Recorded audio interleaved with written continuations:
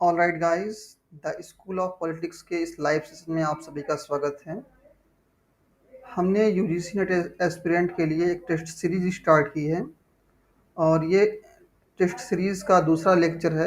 हमने पहले लेक्चर में दिसंबर 2004 का जो पेपर यूजीसी नेट का कंडक्ट किया गया था उसकी हमने इन डेप्थ एनालिसिस की थी और आज के इस सेशन में ऑलरेडी हम दिसंबर 2004 के पेपर का इन डेप्थ एनालिसिस कर चुके हैं। इसका लेक्चर आपको मेरे यूट्यूब चैनल पे मिल जाएगा।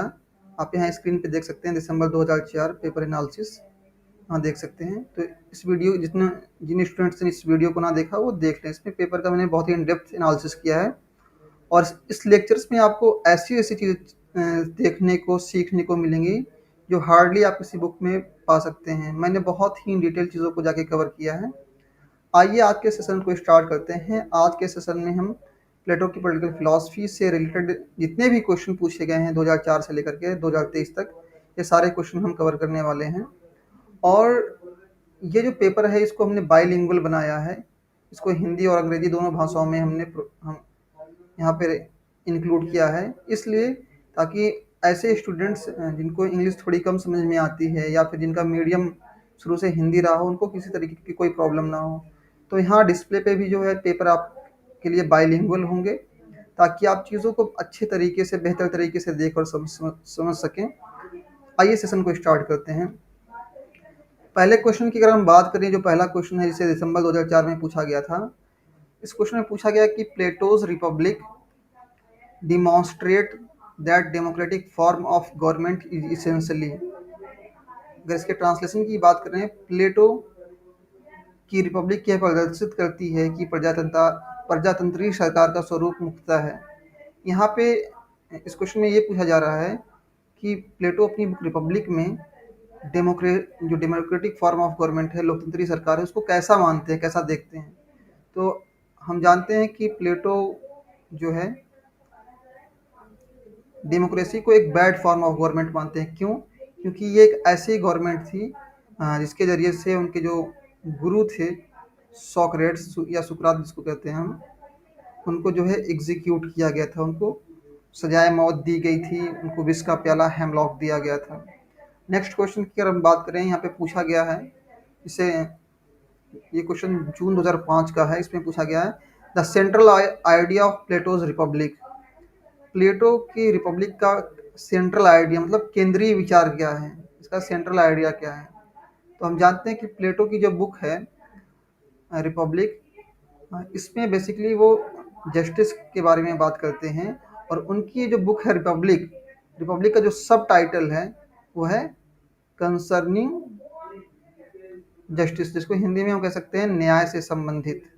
ओके गाइस, नेक्स्ट क्वेश्चन जो हमारा है, इसमें पूछा गया है in his concept of ideal state Plato employs the term appetite. ये जो शब्द है एपिटाइट, अपने आदर्श राज्य के वर्णन में, डिस्क्रिप्शन में जब प्लेटो बात करते हैं एपिटाइट की, तो ये एपिटाइट वर्ड किसके लिए वो इस्तेमाल करते हैं। एपिटाइट को हिंदी में अगर देखें तो बुभुक्षा बोलते हैं, या उसको आसान लैंग्वेज में अगर हम कहें तो एपिटाइट का मतलब होता है भूख। एपिटाइट का मतलब क्या होता है? एपिटाइट का मतलब होता है भूख, या फिर जिसको हम क्षुधा भी कहते हैं। तो एपिटाइट ये जो वर्ड है ये किसके लिए यूज हुआ है? ये शिल्पकार के लिए।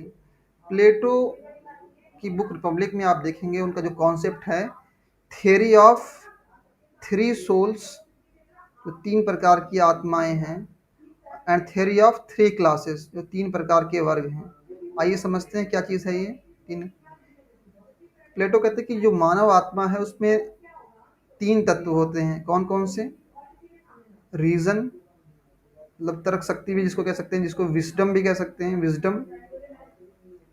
दूसरा उसके अंदर जो है करेज हो सकता है, जिसको हम साहस कह सकते हैं। और तीसरा जो है एपिटाइट, जो देखिए एपिटाइट आप यहाँ पे देख रहे हैं, जिसको क्षुधा भी कहते हैं, एपिटाइट, राइट।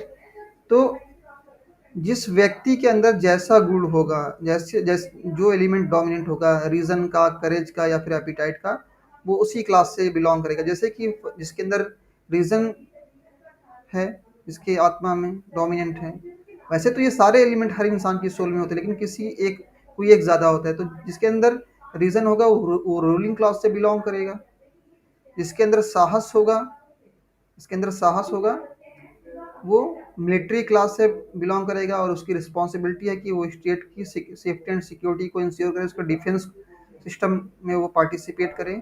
और तीसरा एपिटाइट, जिसके अंदर क्षुधा होगी या भूख होगी, वो क्या करेगा, वो प्रोडक्शन का काम करेगा। क्षुधा किस चीज़ के लिए? पैसे के लिए, संपत्ति के लिए, प्रॉपर्टी के लिए। तो ये जो टर्म एपिटाइट है उन्होंने आर्टिजन के लिए इस्तेमाल किया है।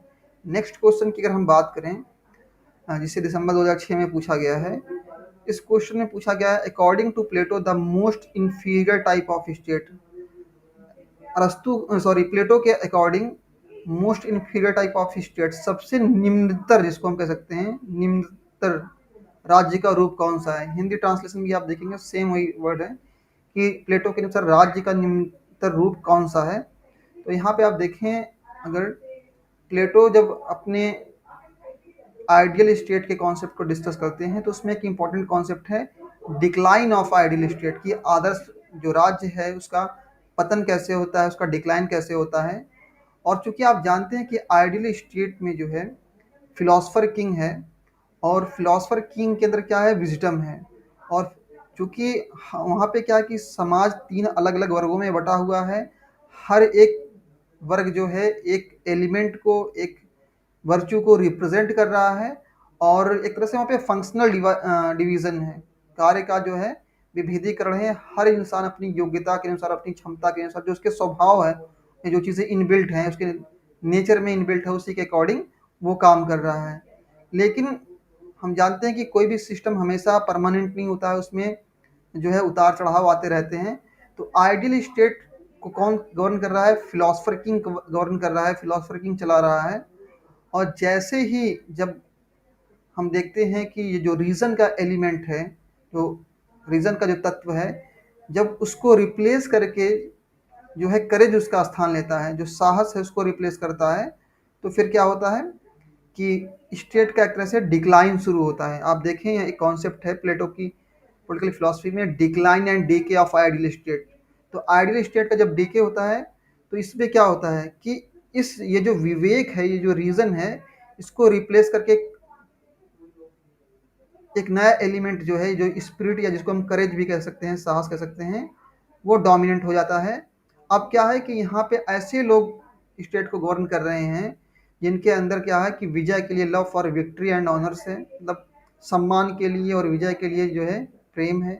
वो एम्बिशियस है, एम्बिशन है उनके अंदर, और उनके अंदर इस बात के लिए उत्साह है कि वो युद्ध में कुछ अच्छे तरीके से परफॉर्म करें, युद्ध को जीतें, और साथ ही साथ पैसे को अर्न करें।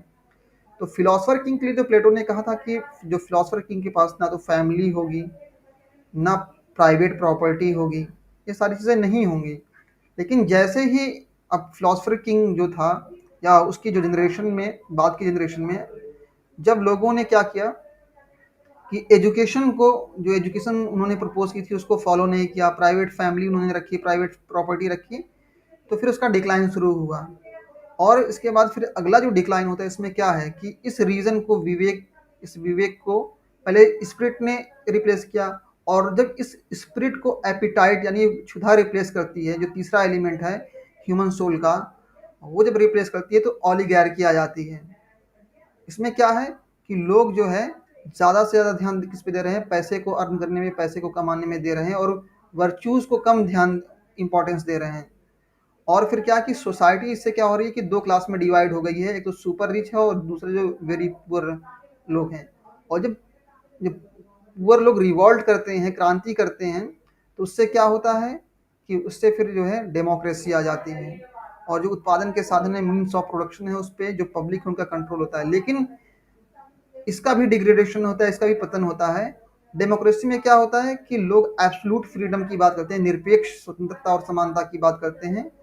और अल्टीमेटली क्या होता है कि यहाँ पे क्या है कि डेमोक्रेसी में क्या होता है कि डेमोक्रेसी में क्वांटिटी को इम्पोर्टेंस दिया जाता है, क्वालिटी को कम इम्पोर्टेंस दिया जाता है, और लोग अपनी डिजायर्स को, अपनी एपिटाइट को फॉलो करते हैं। अल्टीमेटली क्या होता है कि ये जो डेमोक्रेसी है ये टायरेनी में कन्वर्ट हो जाती है। और टायरेनी क्या है, अत्याचार क्या है, कि एक तरह से टोटल यहाँ पे डिसऑर्डर आ गया है, यहाँ पे सर्विट्यूड मतलब दासता, यहाँ पे लोग जो है गुलाम, लोगों की जो स्थिति है वो गुलाम की जैसी है, और लोग अपनी सिक्योरिटी को इंश्योर करने के लिए जो है दास बनने के लिए तैयार हैं। जैसे कि आप देखें हॉब्स की पॉलिटिकल फिलॉसफी में, अगर आप देखेंगे जो हॉब्स की पॉलिटिकल फिलॉसफी जो स्टेट ऑफ नेचर है, तो स्टेट ऑफ नेचर क्या है कि वहाँ पे फियर फैक्टर है, जो जो फियर ऑफ डेथ है, जो मृत्यु का जो भय है, उससे बाहर आने के लिए लोग जो है लोग लेवियाथन को अपने ऊपर इम्पोज कर ले रहे हैं। तो एक तरीके से ये टोटल डिग्रेडेशन है स्टेट का। कैसे कैसे, जब आइडियल स्टेट का डिग्रेडेशन होगा तो सबसे पहले क्या आएगा, सबसे पहले आइडियल स्टेट क्या है अपने आप में, आइडियल स्टेट जो है एरिस्टोक्रेसी है, ये कुलीन तंत्र है। इसको आप नोट कर लीजिए, यहाँ से क्वेश्चन आया हुआ है। जो प्लेटो का आइडियल स्टेट है सही मन में कुलीन तंत्र है, और जब इसका डिग्रेडेशन होगा तो पहले टीमोक्रेसी आएगी, जहाँ पे जो है योद्धा लोग स्टेट को गवर्न करेंगे, दूसरे फिर ओलिगार्की आएगी, फिर डेमोक्रेसी आएगी, और अंत में जो है टायरानी आएगी। तो प्लेटो, और इस क्वेश्चन को देखें तो प्लेटो के अनुसार जो सबसे निम्नतर स्टेट है, हीनतम जो कह सकते हैं, हीनतम या निम्नतर जो स्टेट है वो टायरानी है, जहाँ पे क्या कि कोई भी ऑर्डर नहीं है, टोटल डिसऑर्डर है, और लोगों की स्थिति गुलाम की जैसी है, दास की जैसी, लोग दासता को स्वीकार कर रहे हैं। और यहाँ पे देखें जो नेक्स्ट क्वेश्चन है, who among the following is the author of law, the laws. The laws ये जो बुक है इसकी ऑथर कौन है, हम जानते हैं कि प्लेटो ने इस बुक को लिखा है, द लॉज को। और लॉज के बारे में एक इंफॉर्मेशन मैं और आपको देना चाहूँगा कि लॉज जो है ये लॉन्गेस्ट क्या है, ये लॉन्गेस्ट ट्रीटीज है। प्लेटो ने जितनी भी पुस्तकें लिखी हैं उसमें जो सबसे बड़ी पुस्तक है वो द लॉज है। और इसी लॉज के अंदर जो है नॉक्ट्यूर्नल काउंसिल के बारे में बात की गई है, नॉक्ट्यूर्नल काउंसिल, इसको हिंदी में नेस्ट परिषद कहते हैं, नेस्ट परिषद या श्रेष्ठ परिषद कहते हैं। तो इसको आप नोट कर लीजिएगा, यहाँ से क्वेश्चन पूछा गया यूजीसी नेट एग्जाम में। अगले क्वेश्चन की बात करते हैं दिसंबर 2007 में। यहाँ आप देख सकते हैं कि लिस्ट 1 और लिस्ट 2 है, और इसमें आप देखें लिस्ट 1 और लिस्ट 2 की अगर हम बात करें, यहाँ पे कुछ थिंकर्स के नाम दिए गए हैं और कुछ उनके कॉन्सेप्ट। तो अगर प्लेटो की बात करें तो हम जानते हैं कि प्लेटो का जो फिलोसोफर किंग का जो आइडिया है, इन्होंने अपनी बुक रिपब्लिक में डिस्कस किया है। मैकियावली की ने जो है प्राइवेट और पब्लिक मोरालिटी के बारे में बात की है। मतलब एक शासक की जो नैतिकता है वो अलग होगी, और जो पब्लिक है, आवाम है, उसकी नैतिकता अलग होगी, जैसा कि आप यहाँ स्क्रीन पे देख सकते हैं। और अगर बात करें जिसमें एक और कॉन्सेप्ट है टाइम एंड स्पिरिट की, अगर हम बात करें 1820 में हीगल ने एक बुक लिखी थी, इसका नाम था फिलॉसफी ऑफ राइट। इस बुक में वो मानव चेतना के बारे में, मानव आत्मा के बारे में, स्पिरिट के बारे में, या इसको कह सकते हैं कॉन्शियसनेस के बारे में बात करते हैं। वो कहते हैं कि जो मानव आत्मा का जो सर्वोत्तम विकास है, जो सबसे मोस्ट एडवांस स्टेज है, वो क्या है, स्टेट है। स्टेट में आकर के जो ह्यूमन कॉन्शियसनेस है, मानव जो चेतना है, उसका सर्वोत्तम विकास होता है। और इसलिए कहते हैं क्या कि स्टेट क्या है, it is the March of God on earth. State क्या है, मार्च ऑफ गॉड है, मार्च ऑफ गॉड है, ईश्वर का अवतरण है धरती पर। और आप जानते हैं कि अरविंदो घोष ने जो है सावित्री नाम की बुक लिखी थी। तो इस तरह से अगर हम देखें, हम यहाँ ए को 4 से मैच कर रहे हैं, फिलोसफरी को ए को 4 से मैच कर रहे हैं, बी को पहले से। तो यहाँ पे आप देखें ऑप्शन जो ए है वो करेक्ट हो जाएगा। नेक्स्ट क्वेश्चन की बात करें, इसे दिसंबर 2008 में पूछा गया था, और इसमें पूछा गया है कि जो गुफा और परछाइयों का सिद्धांत है या विचार है, किससे संबंधित है। एलेगरी ऑफ, जिसको हम केव एंड शैडो, जिसको गुफा और परछाई भी कहते हैं, गुफा परछाई, इसको एलेगरी ऑफ केव भी कहते हैं, एलेगरी ऑफ केव। ये कॉन्सेप्ट किसका है, ये प्लेटो का है। और इस कॉन्सेप्ट से कई बार क्वेश्चन पूछे गए हैं, और आगे के क्वेश्चंस में भी हम इसको देखेंगे। ये जो अगला क्वेश्चन है, इसे दिसंबर 2009 में पूछा गया है, और इस क्वेश्चन में अगेन यहाँ पे 2 लिस्ट प्रोवाइड की गई हैं आपको, और यहाँ पे कुछ थिंकर्स के नाम दिए गए हैं और उनके कॉन्सेप्ट हैं। जैसे कि प्लेटो की अगर हम बात करें, प्लेटो ने जो है फिलोसफर किंग के आइडिया को डिस्कस किया अपनी बुक रिपब्लिक में, राइट। रॉल्स की बात करें, रॉल्स का जो कॉन्सेप्ट है जस्टिस एज फेयरनेस, जिसको वो निष्पक्षता के तौर पे कहते हैं, न्याय निष्पक्षता के रूप में 1971 में जो है जॉन रॉल्स की जो बुक पब्लिश हुई थी, ए थियरी ऑफ जस्टिस, जिसको शॉर्ट में एटीजे भी कहते हैं। इसी बुक में जो है उन्होंने न्याय को निष्पक्षता के तौर पे जो है डिफाइन किया। और हम जानते हैं कि उपयोगितावाद का जो सिद्धांत है ये किससे रिलेटेड है, ये बेंथम से रिलेटेड है। बेंथम की एक बुक है जो 1789 में पब्लिश हुई थी। कब पब्लिश हुई थी? 1789 में। उस बुक का क्या टाइटल था? एन इंट्रोडक्शन, आप यहाँ देख सकते हैं, an introduction to the legislation of morals. आप यहाँ इस बुक में देखें, मैंने इसलिए चीज़ों को बहुत सिस्टमेटिक तरीके से ऑर्गेनाइज किया है ताकि आप जो है मैक्सिमम चीज़ों को एक्सप्लोर कर सकें इस लेक्चर के अंदर। और यहाँ आप देख सकते हैं कि बेंथम के बारे में मैंने थोड़ी बहुत चीज़ें लिखी जो एग्जाम के पॉइंट ऑफ व्यू से इंपॉर्टेंट है। ये मेरी एक सेपरेट बुक है जो आपको अमेजोन पे विद इन 1 मंथ मिल जाएगी। 1789 में जो इन्होंने बुक लिखी थी, introduction to the principles of morals and legislation, ये जो बुक है, ये इसी बुक में बेंथम ने अपने उपयोगितावाद यूटिलिटेरियनिज्म के कॉन्सेप्ट को डिस्कस किया है। और इनकी एक और बुक है फ्रैगमेंट ऑन गवर्नमेंट, जो 1776 में पब्लिश हुई थी। ये जो दो डेट्स हैं 1776 और 1789, ये डेट्स एग्जाम के पॉइंट ऑफ व्यू से बहुत इंपॉर्टेंट हैं। जैसे कि आप देखें, ये जब बुक 1776 में पब्लिश हुई थी, एक्चुअली ये क्रिटिक थी, एक समालोचना थी। किसकी? विलियम ब्लैक स्टोन की जो बुक है commentaries on the laws of England. इस बुक की इसमें इन्होंने समालोचना की थी, इसमें जो उन्होंने विचार डिस्कस किए थे उसको उन्होंने क्रिटिसाइज किया था। और ये दूसरी जो बुक है, और एक चीज़ यहाँ पे और जानिए आप, 4 जुलाई 1776 को जो है अमेरिका आज़ाद हुआ था। और आप देखें फ्रेंच रिवॉल्यूशन की बात करें अगर जो है, या फिर आप बात करें कि अमेरिका का जो कॉन्स्टिट्यूशन है, तो भारत अमेरिका का जो संविधान है वो इसी ईयर में लागू हुआ था। तो आप चीज़ों को इंटरकनेक्ट करने की कोशिश करें कि किस पर्टिकुलर ईयर में क्या, क्योंकि आप देखें क्रोनोलॉजिकल ऑर्डर में चीज़ों को ऑर्गेनाइज करना, इस तरीके के क्वेश्चन होते हैं यूजीसी नेट एग्जामिनेशन में। नेक्स्ट क्वेश्चन की अगर हम बात करें यहाँ पे, इस क्वेश्चन में अगर आप ऑप्शन की बात करें, ए को 4 से हमने मैच कर लिया है, और बी को ए को हमने किससे मैच किया? ए को थर्ड से। ए को हमने थर्ड से मैच किया है, तो ए को हमने थर्ड से मैच किया और बी को हमने 4 से। यहाँ पे ऑप्शन जो बी है वो करेक्ट हो जाएगा, राइट। अगले क्वेश्चन की तरफ बढ़ते हैं। यहाँ देखिए अगेन फिर वही क्वेश्चन आ गया। यहाँ पे कुछ किताबों के नाम मेंशन किए गए हैं और आपको इन बुक्स को क्रोनोलॉजिकल ऑर्डर में ऑर्गेनाइज करना है। जैसे कि आप देखें, जो प्लेटो की स्टेट्समैन है, इसको 360 बीसी में लिखा गया था। ईसा से 360 ईस्वी पूर्व लिखा, मतलब ईसा से 360 वर्ष पूर्व लिखा गया था, 360 बीसी। फ्रैगमेंट और गवर्नमेंट की बात करें बेंथम की, भी आपने देखा कि इस बुक को 1776 में जो है लिखा गया था। आर्ट ऑफ वार जो है मैकियावली की जो बुक है, इसको 1520 में लिखा गया था। आप चाहें तो यहाँ भी देख सकते हैं कि मैकियावली ने जो बुक्स लिखी हैं उनको मैंने आपके लिए क्रोनोलॉजिकल ऑर्डर में ऑर्गेनाइज किया है। आप यहाँ देख सकते हैं स्क्रीन पे कि मैकियावली ने कौन कौन सी किताबें लिखी हैं। और आप देखें मैकियावली की जो बुक है, सबसे इंपॉर्टेंट बुक है द प्रिंस, इसको 1513 में उन्होंने लिखा था और ये 1532 में पब्लिश हुई थी। और आर्ट ऑफ वार ये 1520 में पब्लिश हुई थी। तो ये जो बुक्स हैं एग्जाम के पॉइंट ऑफ व्यू से बहुत ही इंपॉर्टेंट है। आप चाहे तो इसका एक स्क्रीनशॉट ले सकते हैं। और ये सारी बुक्स जितनी यहाँ पे मेंशन की गई हैं, सबसे यूजीसी नेट एग्जाम में क्वेश्चन पूछा गया है। इवन द गोल्डन एज से भी क्वेश्चन पूछा गया है यूजीसी नेट एग्जाम में, बल्कि जबकि ये फिक्शन वाले वर्क हैं। और अगर हम बात करें इस क्वेश्चन की, अगर हम बात करें यहाँ पे देखें, यहाँ मैं कुछ नई चीज़ें आपको ऐड ऑन करना चाहूँगा। ये जो बुक है इमाइल, बहुत लोग पढ़ते हैं, बहुत लोग एमिली पढ़ते हैं। ये 1762 में लिखी गई थी।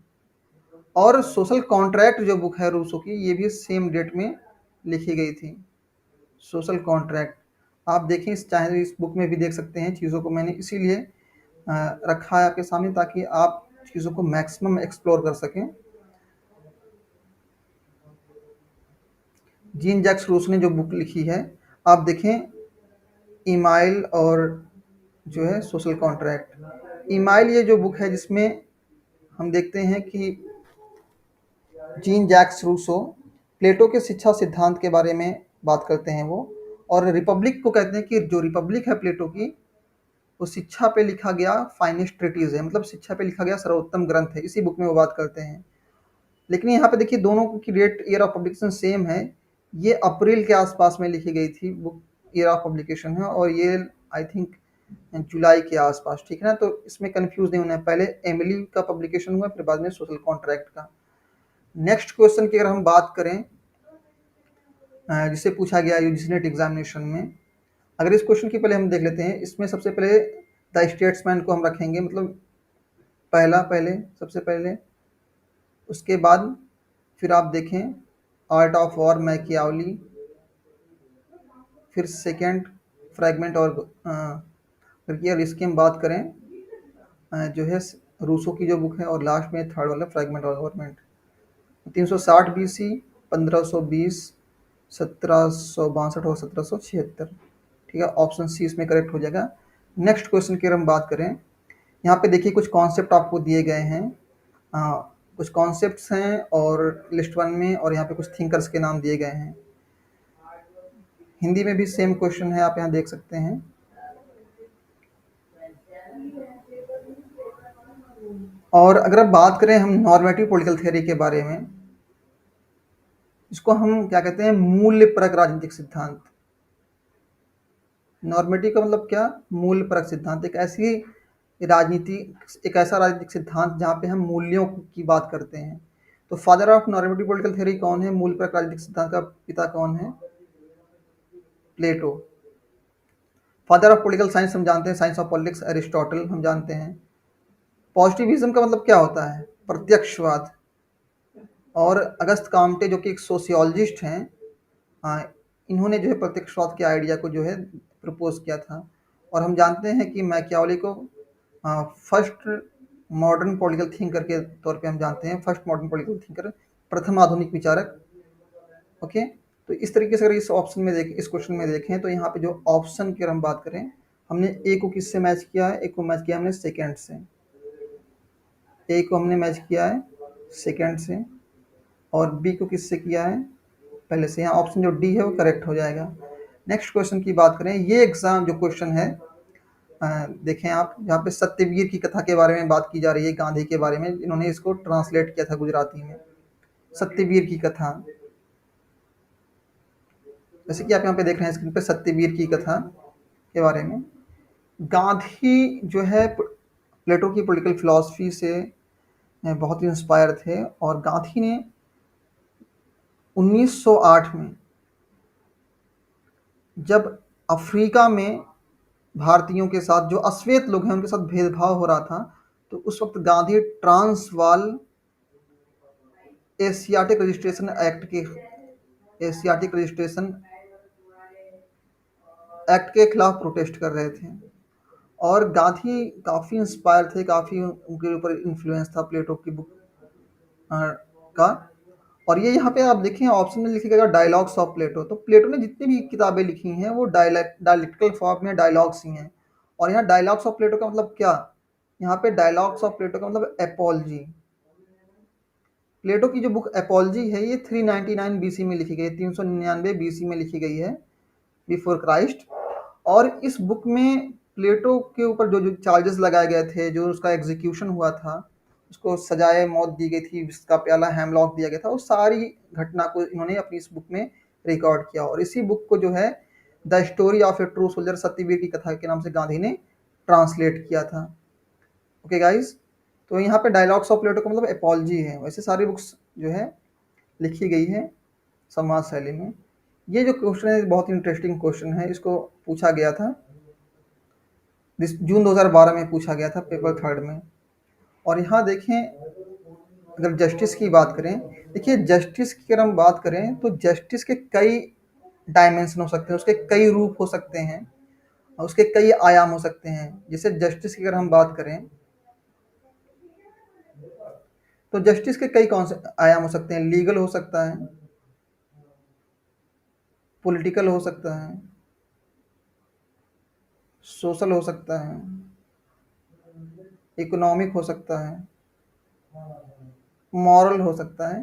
तो ये कई आयाम हो सकते हैं, कई डायमेंशन हो सकते हैं जस्टिस के, कि एक थिंकर जस्टिस को कैसे देखता है। और प्लेटो की जो बुक है रिपब्लिक, जिसका टाइटल है कंसर्निंग जस्टिस, इस बुक में जो है प्लेटो जस्टिस को मॉरलिटी के तौर पे देखते हैं। कैसे, नैतिकता के तौर पे, या फिर हम कह सकते हैं ड्यूटी के तौर पे। आप अगर उनकी जस्टिस की डेफिनेशन देखें तो वो क्या कहते हैं कि हर एक इंडिविजुअल अपने एटीट्यूड के अकॉर्डिंग, जो उसके अंदर, उसकी आत्मा के अंदर जो तत्व, जो एलिमेंट डोमिनेंट है, उसी के अकॉर्डिंग काम करे, जैसा उसका नेचर है उसी के अकॉर्डिंग वो काम करे, और साथ ही साथ दूसरों के काम में कोई हस्तक्षेप, कोई इंटरवेंशन ना करें। और उसके लिए प्लेटो एक वर्ड इस्तेमाल करते हैं, ग्रीक वर्ड डिकायोजिन। तो प्लेटो का जो कॉन्सेप्ट है जस्टिस का, वो लीगल नहीं है, बल्कि क्या है, ये मॉरल है अपने आप में। और आप देखें, जब प्लेटो अपनी थियोरी ऑफ जस्टिस के बारे में बात करते हैं, न्याय के सिद्धांत के बारे में बात करते हैं, तो सबसे पहले वो क्या करते हैं, सबसे पहले वो क्या करते हैं कि उस समय में जितनी भी न्याय की अलग अलग परिभाषाएं हो सकती थी, या न्याय के जितने आयाम थे, या आप देखें जो प्लेटो की बुक है रिपब्लिक, वो संवाद शैली में लिखी गई है।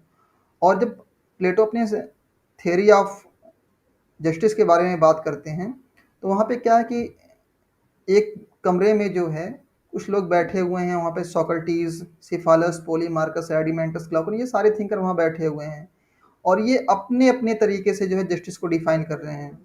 मतलब प्लेटो जो है क्या कर रहे हैं, सारे पार्टिसिपेंट्स को एक चांस दे रहे हैं कि वो अपने अपने तरीके से जो है जस्टिस को डिफाइन करें कि जस्टिस कहते किसको हैं। तो वहाँ पे देखें कुछ थिंकर्स हैं, जैसे कि सिफालस हैं और उनके बेटे पॉलीमार्कस हैं। सिफालस कहते हैं कि जस्टिस का मतलब ये कि आप सच बोलें, ईमानदार हों, और जो आपके ऊपर जो कर्ज है उसको अदा करें। उनके जो बेटे हैं पॉलीमार्कस, वो कहते हैं giving each man his due. मतलब क्या, कि जैसे को तैसा, good to friends and harm to enemies, मतलब दोस्त के साथ दोस्ती और दुश्मन के साथ दुश्मनी, दुश्मन के साथ दुश्मनी। तो न्याय को वो इस तरीके से परिभाषित करते हैं।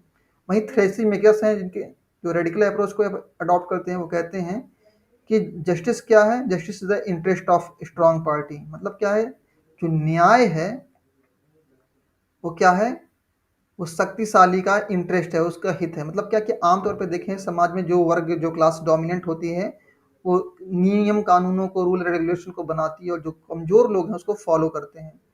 एक तरफ क्या है, और फिर जो प्रैग्मेटिक थ्योरी है, जो सोशल कॉन्ट्रैक्ट थ्योरी है, उसमें हम देखें कि ग्लाउकन है और एडिमेंटस, ये ग्लाउकन और एडिमेंटस क्या हैं, ये प्लेटो के भाई हैं, प्लेटो के क्या हैं, ब्रदर्स हैं ये। और ये भी अपने अपने तरीके से जस्टिस को डिफाइन करते हैं। और देखें ग्लाउकन क्या कहता है कि the life of N unjust man, जो एक बेईमान आदमी है, उसकी जो जिंदगी है वो बेहतर होती है किससे, जस्ट मैन से, जो एक न्यायप्रिय आदमी है, जो न्यायवादी व्यक्ति है, उससे बेहतर होती है। क्यों, क्योंकि जो बेईमान व्यक्ति होता है, अनजस्ट व्यक्ति होता है, वो बेईमानी करके जो है दूसरे के हिस्से को हड़प लेता है, दबा लेता है, और इससे क्या होता है कि जो उसका शेयर है वो बढ़ जाता है। तो अलग अलग तरीके से जो लोग जस्टिस को डिफाइन करते हैं। एडिमेंटस की अगर बात करें, ये भी एक इम्पोर्टेंट कैरेक्टर है। वो कहते हैं कि जो अनजस्ट आदमी है, जो अन्यायी व्यक्ति है, जो अन्याय कर रहा है, वो हेल्दी बन सकता है, किसके जरिए से, वेल्दी बन सकता है, किसके जरिए से, इनजस्टिस के माध्यम से। और फिर जो बेईमानी से जो उसने जो पैसे अर्न किए हैं, जो वेल्थ प्रॉपर्टी उसने बनाई है, उसका एक हिस्सा वो क्या है कि वो डोनेट कर सकता है, रिलीजियस काम में दे सकता है। और उससे क्या होगा कि फिर वो ईश्वर की निगाह में वो बेहतर हो जाएगा। The unjust should not fear any sort of divine judgement. क्यों, क्योंकि उसने फिर क्या किया, डोनेट किया। तो प्लेटो इन सारी डिफिनीशन को, इन सारी परिभाषाओं को जो है रिजेक्ट करते हैं, और फिर बाद में वो अपने थियोरी ऑफ जस्टिस के बारे में बात करते हैं। और जैसा कि मैंने आपको बताया कि प्लेटो के अकॉर्डिंग जस्टिस क्या है, कि हर एक इंडिविजुअल अपने एटीट्यूड के अकॉर्डिंग, उसकी सोल में जो एलिमेंट डोमिनेंट है, उसी के अकॉर्डिंग वो काम करे, और साथ साथ दूसरों के काम में हस्तक्षेप ना करें। तो यही प्लेटो के लिए डेफिनेशन है जस्टिस की। और यहाँ पे आप देखें, ये एक स्पेशल टर्म यूज़ करते हैं, डिकायोजिन। अब डिकायोजिन आपको हार्डली यानी किसी बुक में मिलेगा, और ये जो मैंने आपके लिए नोट्स स्पेशली डिज़ाइन किए हैं, ये नोट्स को मैंने हिंदी और इंग्लिश दोनों भाषाओं में ये उपलब्ध है। और इसको मैंने पिछले 20 साल के जो पेपर्स हैं उसका एनालिसिस करके मैंने बनाया है। तो डिकायोजिन का मतलब क्या होता है, डिकायोजिन का मतलब होता है नैतिकता। तो प्लेटो का जो न्याय सिद्धांत है वो क्या है, अपने आप में मॉरल है, वो नैतिक है, ना कि वो लीगल है। और जैसे कि आप ये जो डिफिनेशन आप देख रहे हैं कि जो है सच बोलना, कर्ज अदा करना, ये तो सिफालस पोलीमार्कस की आप डिफिनेशन को आप देखेंगे। और क्या है कि देखिए, justice consist in conformity to the laws of institution laid down by sovereign his benefit and force. तो ये तो सिफालिस और पोलीमार्कस और एडिमेंटस की जो डिफिनेशन है ग्लाउकन की, ये अलग अलग उनकी परिभाषाएं हैं। तो यहाँ पे उसमें क्या पूछा गया कि which one on the following is a statement, which one of the following statement is correct. यहाँ पे प्लेटो के बारे में बात हो रही है और इसमें पूछा कि प्लेटो के अकॉर्डिंग कौन सा स्टेटमेंट सही है। तो डिकायूजिंग टर्म का उन्होंने इस्तेमाल किया। बाकी ये जो डिफिनेशन है वो प्लेटो की नहीं बल्कि किसी और थिंकर की है, सिफालस, पोलीमार्कस और ग्लाउकन की। आपने अभी डिफिनेशन को देखा। तो अगर हम बात करें इस क्वेश्चन की, तो इस क्वेश्चन में जो ऑप्शन बी है वो करेक्ट हो जाएगा। मतलब अपने न्याय सिद्धांत में जो है प्लेटो डिकायूजिन शब्द का इस्तेमाल करते हैं। जो नेक्स्ट क्वेश्चन की अगर हम बात करें जिसे पूछा गया है जून 2012 में, यहाँ पे अगेन फिर देखिए प्लेटो के थ्योरी ऑफ जस्टिस से जो कॉन्सेप्ट पूछा गया है कि Platonic justice represent a disposition to do the right thing. मतलब सही काम को करना, क्या कि हर इंसान का जैसा स्वभाव है, उसी जैसा उसका नेचर है, उसी के अकॉर्डिंग काम करना है। और फिर देखिए ये तो एसेडिज्म हो गया। रीजन की अगर बात करें, it is good to be unjust but bad to suffer injustice. इसका हिंदी ट्रांसलेशन अगर हम देखें यहाँ पे कि प्लेटो का न्याय सही कार्य करने की प्रवृत्ति का प्रतिपादन करता है। बिल्कुल सही बात है। प्लेटो कहता है कि हर इंसान अपनी प्रवृत्ति के अकॉर्डिंग, अपने नेचर के अकॉर्डिंग काम करे। और यहाँ पे क्या करे कि अन्याय झेलने से अच्छा अन्याय करना है। प्लेटो इस तरह की कोई बात नहीं करते हैं। ये जो डिफिनेशन है अन्याय के रिगार्डिंग आप देखेंगे, ये जो यहाँ पे परिभाषाएं आप देख रहे हैं अलग अलग थिंकर्स की, यहाँ पे अगर आप देखें तो ग्लाउकन कहते हैं कि जो यहाँ पे देखिए जो सेंटेंस है, जो रेडिकल थ्योरी है जस्टिस की, ग्लाउकन कहते हैं कि the life of unjust person is much better than just man. मतलब जो एक बेईमान व्यक्ति है उसका जो जीवन है, उसकी जो जिंदगी है, वो किससे, जस्ट मैन से कहीं ज़्यादा बेहतर है। तो ये ग्लाउकन का स्टेटमेंट है, ना कि प्लेटो का। तो इसलिए ये जो एजर्शन है वो इनकरेक्ट हो जाएगा। तो यहाँ पे ऑप्शन सी करेक्ट हो जाएगा। कैसे? क्योंकि यहाँ पे ये स्टेटमेंट प्लेटो की डिफिनेशन से मैच करता है और ये नहीं मैच करता है। किससे मैच करता है? ये स्टेटमेंट ग्लाउकन से मैच करता है। ओके गाइस, अगले क्वेश्चन की बात करें। अगेन यहाँ पे देखिए ये जो क्वेश्चन है बहुत ही इंपॉर्टेंट क्वेश्चन है और इस क्वेश्चन में आप कुछ नया सीखेंगे। नया क्या सीखेंगे वो मैं आपको बता रहा हूँ। यहाँ पे देखिए ये जो टर्म है द पॉलिटिक्स शब्द लिखा हुआ है बुक का नाम। आमतौर पे आप जानते हैं कि ये जो बुक है पॉलिटिक्स को किसने लिखा है? अरिस्टोटल ने। ये तो आधी अधूरी बात है, आधी अधूरी कहानी है। लेकिन यहाँ पे देखिए नाम दिया है प्लेटो का। प्लेटो की जो बुक है स्टेट्समैन, इसको लैटिन भाषा में क्या कहते हैं? इसको लैटिन भाषा में पॉलिटिकस कहते हैं। तो ऐसा नहीं कि ये टाइपिंग एरर है। यहाँ पे इस पॉलिटिक्स का मतलब स्टेट्समैन है, ना कि जो अरिस्टोटल की बुक है। और आप जानते हैं कि ए थ्योरी ऑफ जस्टिस जो बुक है उसको किसने लिखा था? जॉन रॉल्स ने लिखा था। द आइडिया ऑफ जस्टिस जो है इसको किसने लिखा था? अमर्त्य सेन ने। अमर्त्य सेन जो है वो काफ़ी प्रभावित थे, काफ़ी इन्फ्लुएंस थे जॉन रॉल्स की थ्योरी ऑफ जस्टिस से, जो 1971 में पब्लिश हुई थी।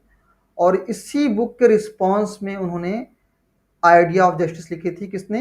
अमर्त्य सेन की मैं बात कर रहा हूँ। अमर्त्य सेन ने आइडिया ऑफ जस्टिस को लिखा था और इसी बुक में वो अपने कैपेबिलिटी अप्रोच को बात करते हैं। कैपेबिलिटी अप्रोच का मतलब क्या?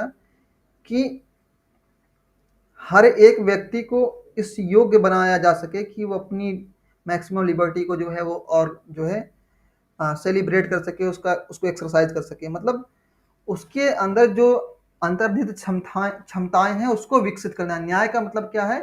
कि मनुष्य के अंदर जो अंतर्निहित क्षमताएं हैं उसको विकसित करना है। जैसे कि फॉर एग्जाम्पल, अगर न्याय इस बात में है कि हर एक इंसान को एक कलम दे दी जाए, तो इससे तो ये नहीं होगा कि हर किसी को लिखना आ जाएगा। अगर आप चाहते हैं कि व्यक्ति जो है साक्षर हो जाए, वो अनपढ़ ना रहे, और समाज में जो ये अनपढ़ता और जो गरीबी है इसको आपको रिमूव करना है, तो आपको क्या करना पड़ेगा? उसकी क्षमता का विकास करना पड़ेगा। उसको सिर्फ पेन देने से काम नहीं चलेगा, आपको उसको लिखना सिखाना पड़ेगा। उसकी उस क्षमता का, उसका कैपेबिलिटी का विकास करना पड़ेगा। और आप जानते हैं कि फ्रेडरिक हेग जो है उन्होंने ये बुक लिखी थी द रोड टू सर्फडम। और इस बुक में उन्होंने नियो लिबरल आइडियाज़ को, जो नव उदारवादी विचार हैं, उसको डिस्कस किया था। हालांकि ये जो उनके विचार हैं इनको बाद में पॉपुलैरिटी मिली।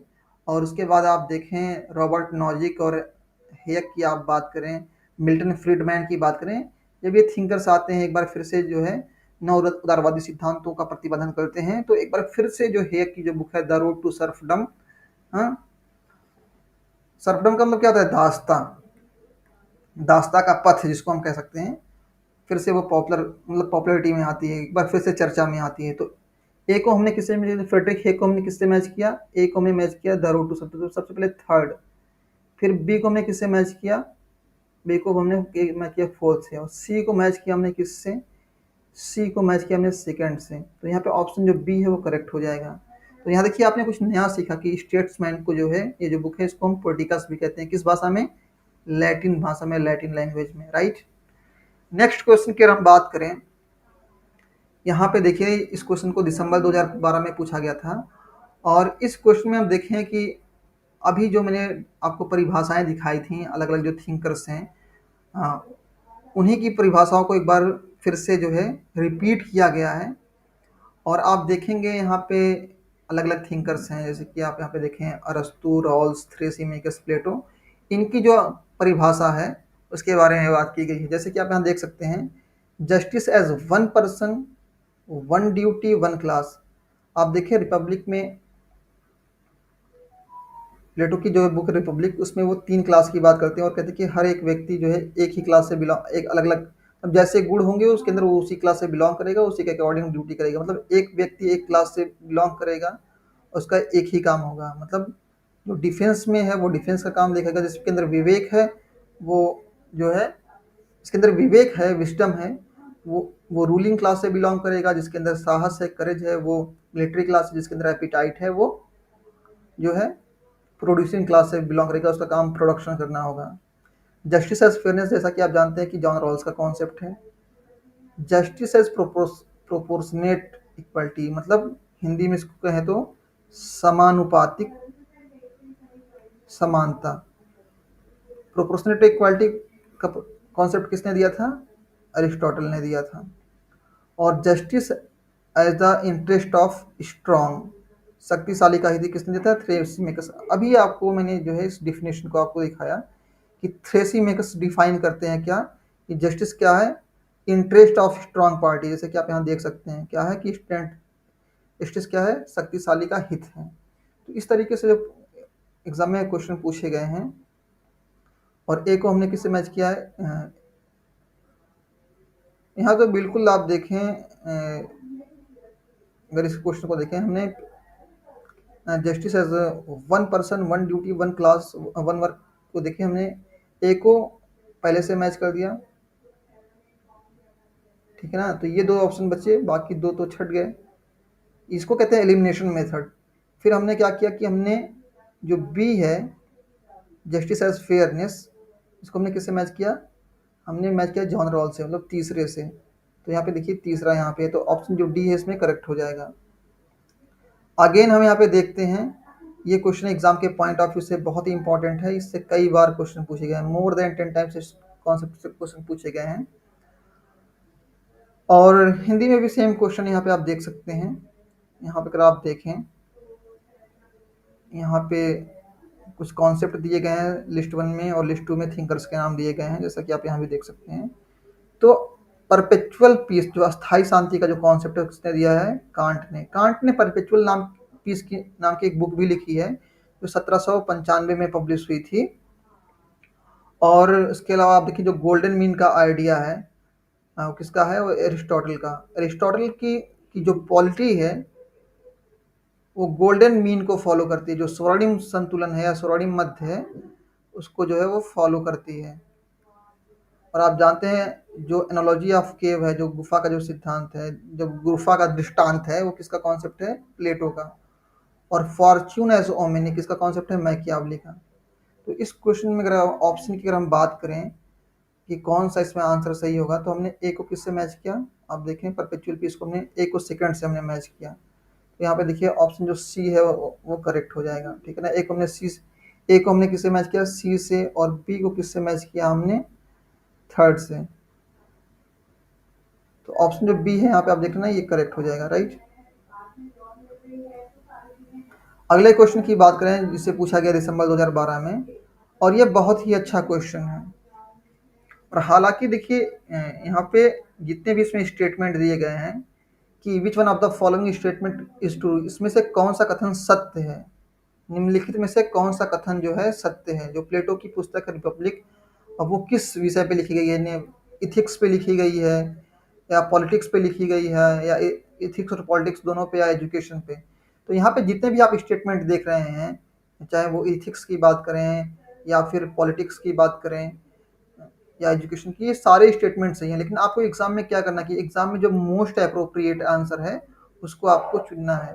तो इथिक्स एंड पॉलिटिक्स, और ये सिंपल क्वेश्चन नहीं है। आपने जॉर्ज सेबाइन की एक बुक है, आपने शायद उसका नाम सुना होगा या पढ़ा होगा, a history of political theory.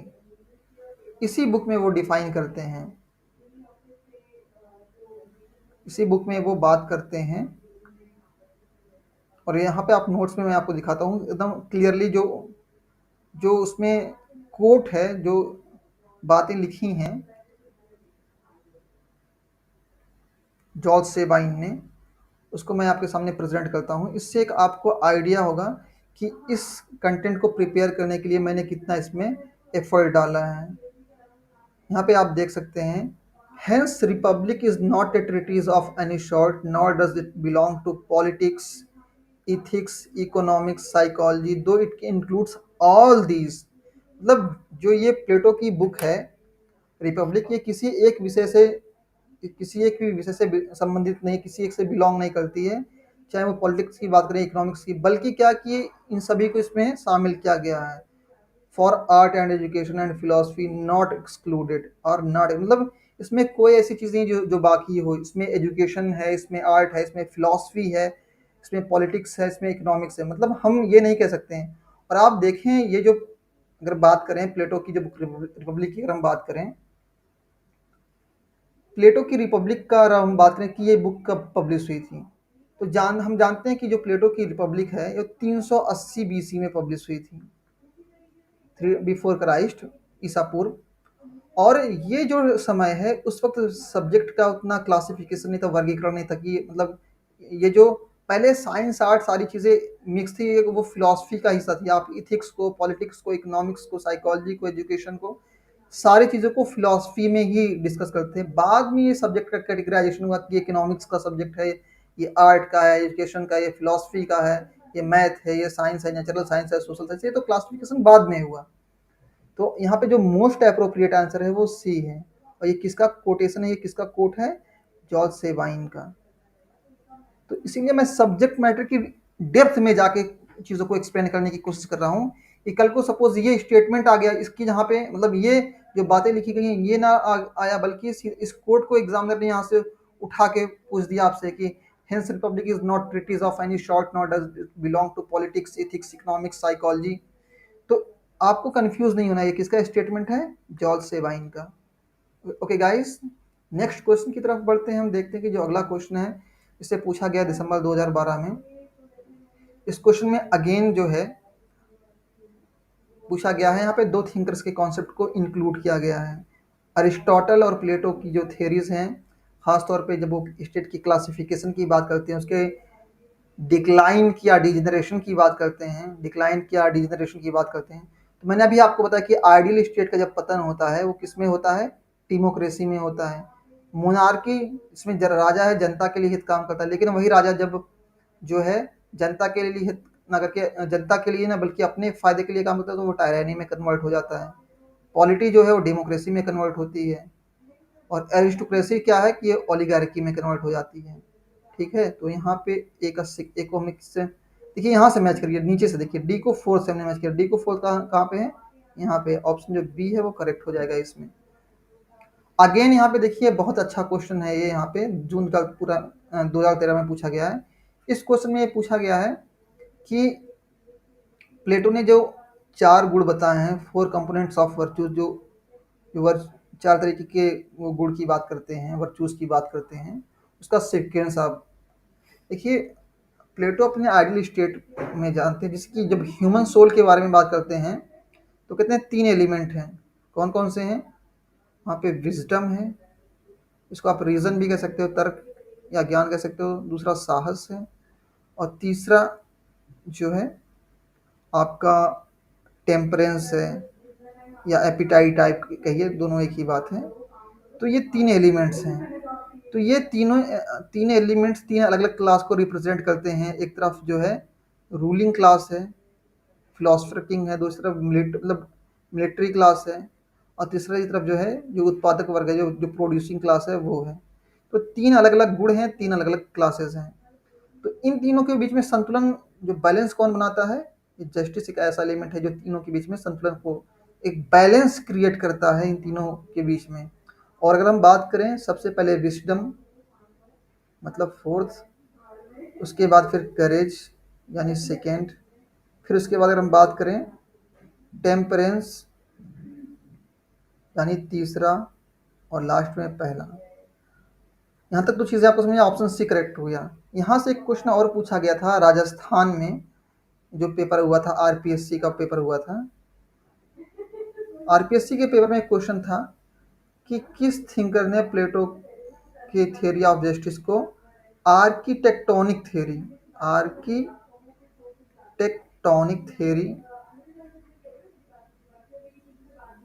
Of justice कहा है।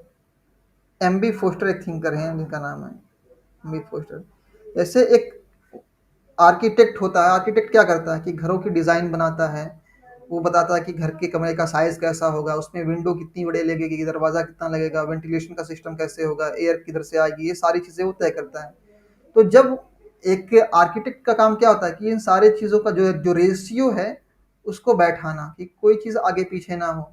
अब कोई घर है उसमें दरवाज़ा छोटा हो जाए और विंडो बड़ी हो जाए, या विंडो बहुत बड़ी हो जाए दरवाज़ा छोटा हो जाए, तो इन सारे चीज़ के बीच में बैलेंस बनाने का काम कौन करता है? आर्किटेक्ट। ठीक इसी तरीके से प्लेटो की थियरी ऑफ जस्टिस में जो 3 तत्व हैं, विजडम, करेज, टेम्परेंस, इसके बीच में जो संतुलन बनाने का काम कौन करता है? Justice. Okay guys, next question की हम बात करें। अब देखिए क्वेश्चन अभी आ गया ना, अभी मैं बात करता इस क्वेश्चन के बारे में। प्लेटो की जितनी भी बुक्स हैं वो संवाद शैली में लिखी गई हैं, और यहाँ क्वेश्चन पूछा गया है, आप देखें हिंदी में भी आप इस क्वेश्चन को देख सकते हैं।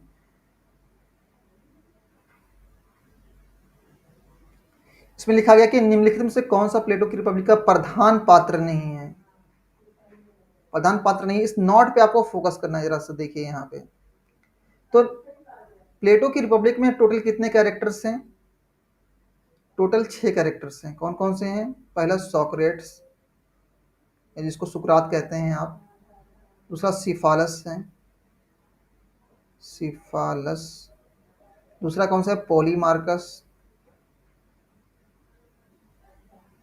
प्लेटो के भाई ग्लाउकन, और एडिमेंटस। ये हमने जो आपके लिए नोट्स बनाए, यहाँ तो नीचे क्लियरली चीज़ें मेंशन हैं। हमने यहाँ पे चीज़ों को बहुत अच्छे से एक्सप्लेन किया है, जो हमारा नोट हमने आपके लिए नोट्स बनाए हैं। आप चाहें तो इनको नोट्स को भी जो है परचेज़ कर सकते हैं। बहुत ही अफोर्डेबल प्राइस में चीज़ें आपको प्रोवाइड कर दी जाएंगी, और इसमें मैंने सारी चीज़ों को इंक्लूड करने की कोशिश की है। आप देखेंगे कि जितने भी पात्र हैं, जितने भी कैरेक्टर्स हैं, मैंने उनको यहाँ पे एक सिस्टमैटिक तरीके से चीज़ों को मैंने ऑर्गेनाइज करने की कोशिश की कि इसमें कौन कौन से कैरेक्टर्स हैं, कौन कौन से पात्र हैं। आप देखें यहाँ पे रिपब्लिक में 10 चैप्टर्स हैं, डायलेक्टिकल मेथड में लिखी गई है। सोक्रेटिस, सिफालस और उनके बेटे पॉलीमार्कस, थ्रेसिमिकस, ग्लाउकन, एडिमेंटस, ये दोनों जो हैं, ग्लाउकन, एडिमेंटस, ये प्लेटो के भाई हैं, ब्रदर हैं। ठीक है, तो ये कैरेक्टर्स हैं। और ये जो आप देख रहे हैं ना, प्रोटागोरस और जॉर्जियस, ये क्या थे? प्रोटागोरस कौन था? एक सोफिस्ट था। क्या था? सोफिस्ट था ये। और जो गॉर्जियस है, और प्लेटो ने कुछ किताबें लिखी हैं, प्रोटागोरस और जॉर्जियस नाम की 2 किताबें लिखी हैं।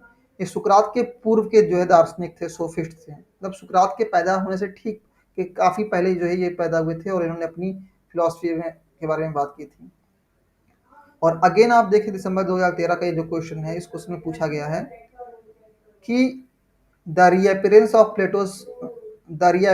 Of Plato is found in the, मतलब प्लेटो ने जो यूटोपियन कॉन्सेप्ट डिस्कस किए हैं, सही मायने में जो उनके यूटोपियन आदर्शवादी जो विचार हैं, उसका रिफ्लेक्शन या कह सकते हैं उसका प्रभाव बात की कौन कौन सी किताबों पे दिखता है। तो यहाँ पे देखें, अगर आप बात करें, थॉमस मोर की बुक है यूटोपिया और कैंपानेला की बुक है City of Sun. Thomas More की बुक यूटोपिया जो 1516 में पब्लिश हुई थी, कैंपानेला से की जो बुक है द सिटी ऑफ सन 1602 में पब्लिश हुई थी, और न्यू एटलांटिस जो 1627 में पब्लिश हुई थी। इन बुक्स में भी काल्पनिक विचारों को, यूटोपियन आइडियाज को डिस्कस किया गया है, और ये जो बुक हैं वो प्लेटो की फिलॉसफी से, उनके राजनीतिक दर्शन से इंस्पायर हैं। और यहाँ पे आप देखें, यहाँ पे पूछा गया कि प्लेटो एप्रोप्रिएटेड द आइडियाज ऑफ, प्लेटो ने किनके किनके विचारों को सम्मिलित किया अपने दर्शन में, अपनी पॉलिटिकल फिलॉसफी में, किसको किसको सम्मिलित किया। हिंदी में भी आप देख सकते हैं सेम क्वेश्चन।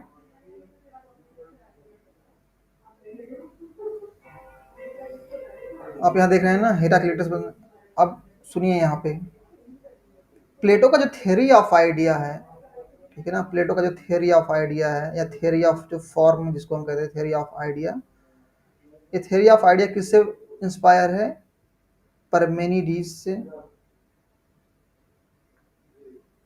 और हिराक्लिटस से। दिख रहे हैं ना, परमेनिडीज और हिराक्लिटस, इनसे थ्योरी ऑफ आइडिया जो विचारों का उनका सिद्धांत है वो उनसे इंस्पायर है। और सुकरात को तो आप जानते ही हैं, तो यहाँ पे ऑप्शन जो डी है इसमें करेक्ट हो जाएगा, और ऊपर वाले क्वेश्चन में भी जो है ऑप्शन डी करेक्ट है।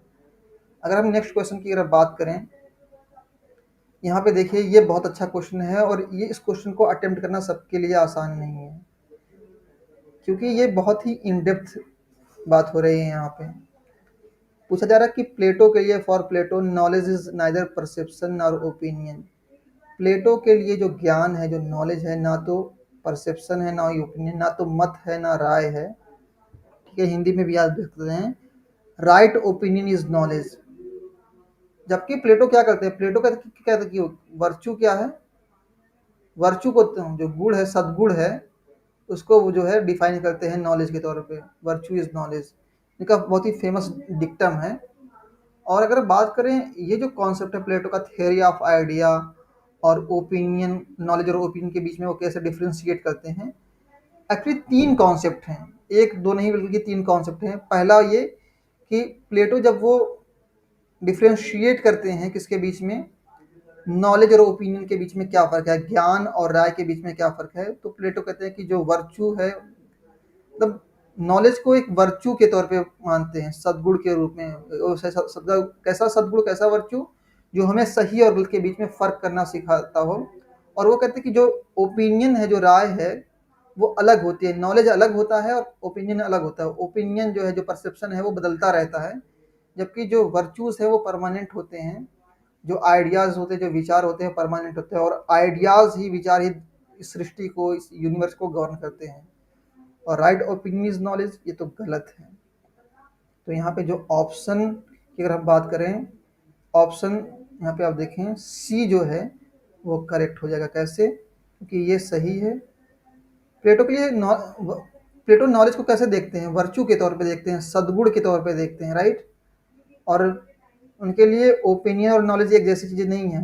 प्लेटो के लिए नॉलेज का मतलब वर्चू, ओपिनियन क्या है, ये तो चेंज होता रहता है।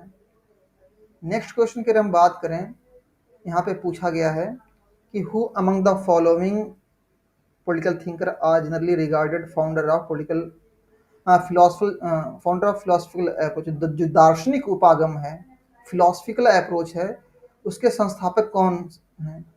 तो हम जानते हैं कि प्लेटो और अरिस्टोटल आमतौर पे जो है दार्शनिक जो उपागम है उसके संस्थापक है। कौन? प्लेटो और अरिस्टोटल। जैसा कि आप यहाँ देख सकते हैं इस क्वेश्चन में भी। आइए हम थोड़ा सा समझाते हैं आपको कि थोड़ा सा और इसको देखिए।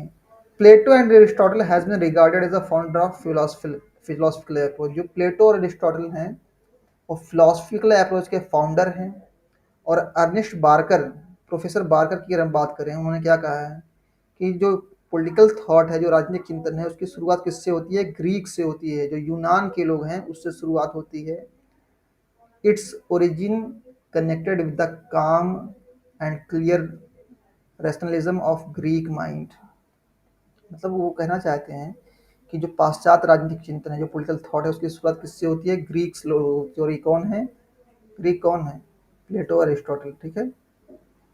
और इस नोट्स को आप देखेंगे जो मैंने आपके लिए प्रिपेयर किया है, इसको शुरुआत में देखेंगे तो प्लेटो के लिए मैंने एक स्पेशल टर्म इस्तेमाल किया है कई किताबों को स्टडी करने के बाद, कि प्लेटो को फादर ऑफ फिलोसफिकल आइडियलिज्म कहा जाता है। फादर ऑफ फिलोसफिकल, जो दार्शनिक, इसको हम कह सकते हैं दार्शनिक आदर्शवाद की, अगर बात करें हम दार्शनिक आदर्शवाद के संस्थापक के तौर पर जानते हैं, फिलोसफिकल आइडियलिज्म।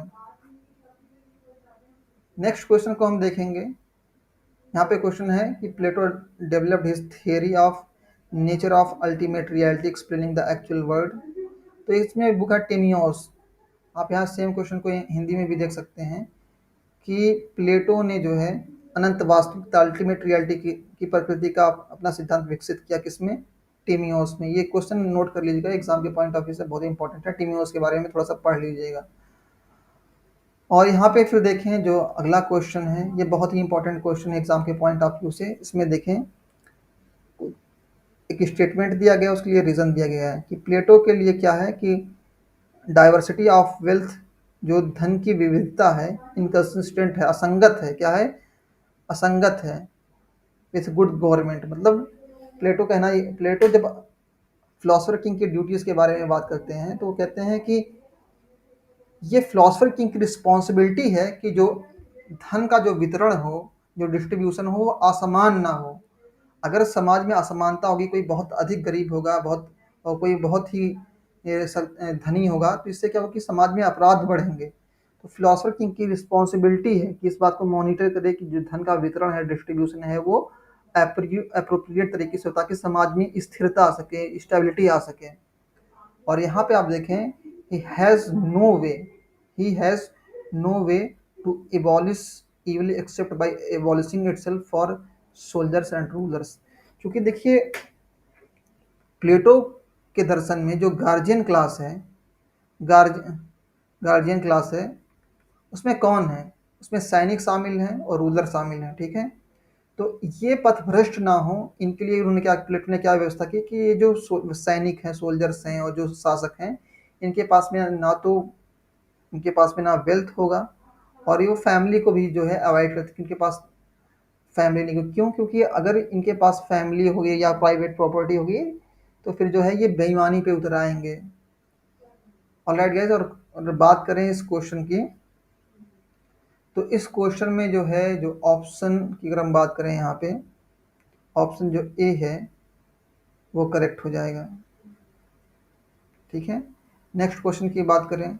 अभी देखिए मैंने आपको बताया कि नॉकट्यूर्नल काउंसिल के बारे में मैंने आपसे बात की। तो नॉकट्यूर्नल काउंसिल, इसको हिंदी में नैश परिषद कहते हैं, उसको लॉज में जो है डिस्कस किया है। किसने? प्लेटो ने अपनी बुक लॉज में नॉकट्यूर्नल काउंसिल के बारे में, नैश परिषद के बारे में डिस्कस किया है। ये जो श्रेष्ठ परिषद है या नैश परिषद है, उसका उल्लेख किया है किसमें? अपनी बुक द लॉज में। जैसे कि आप देखें रिपब्लिक में जो है वो स्टेट को कौन गवर्न कर रहा है, कौन रन कर रहा है? Philosopher king. और लॉज में ये जो नॉकट्यूर्नल काउंसिल है, ये दार्शनिक राजा को रिप्लेस करेगी। और ये कैसी काउंसिल है?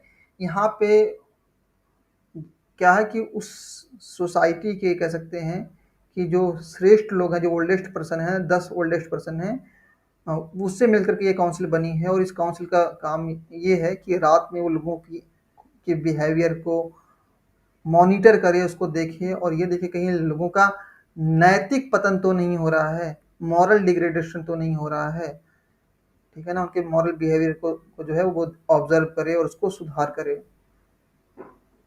अगला जो क्वेश्चन इसे दिसंबर 2012 में पूछा गया था, यहाँ से पूछा गया कि प्लेटोस कम्युनिज्म, जो प्लेटो का साम्यवाद है, कौन सा? फैमिली का और प्राइवेट प्रॉपर्टी का। मतलब प्लेटो का जो साम्यवाद है, किसका? परिवार का और संपत्ति का। उसको कहाँ से लिया गया है? उसको लिया गया है स्पार्टा से। लेकिन स्पार्टा से देखिए कुछ और भी चीज़ें हैं, जो मिलिट्री एजुकेशन है, जो लैंगिक समानता, जेंडर इक्वालिटी है, और ये जो साम्यवाद है, इसको कहाँ से लिया गया है? स्पार्टा से। तो सिर्फ साम्यवाद को ही नहीं लिया गया, बल्कि जेंडर इक्वालिटी को। आप देखें कि प्लेटो की आइडियल स्टेट में शासक कोई भी बन सकता है, चाहे वो महिला हो चाहे वो पुरुष हो, दोनों बन सकते हैं। सैनिक कोई भी बन सकता है, चाहे वो महिला हो चाहे पुरुष हो। और मिलिट्री एजुकेशन जो है सबके लिए है, खासतौर पे जो गार्जियन क्लास में जो लोग इंक्लूड हैं, जो गार्जियन क्लास में हैं उनके लिए। और फिर अगेन देखिए ये क्वेश्चन रिपीट हो गया, आप देखें father of normative political theory, ये तो क्वेश्चन रिपीट हो गया। मॉडर्न पॉलिटिकल थिंकर आप जानते हैं कौन है, मैकियावली हैं। और प्रत्यक्षवाद पॉजिटिविस्ट स्कूल, जिसको प्रत्यक्षवाद कहते हैं हम हिंदी में, प्रत्यक्षवाद, ये किससे अगस्त काम से, तो ये तो क्वेश्चन हम कर चुके हैं। इंडक्टिव मेथड को आप जानते ही हैं, अरिस्टोटल ने किया था।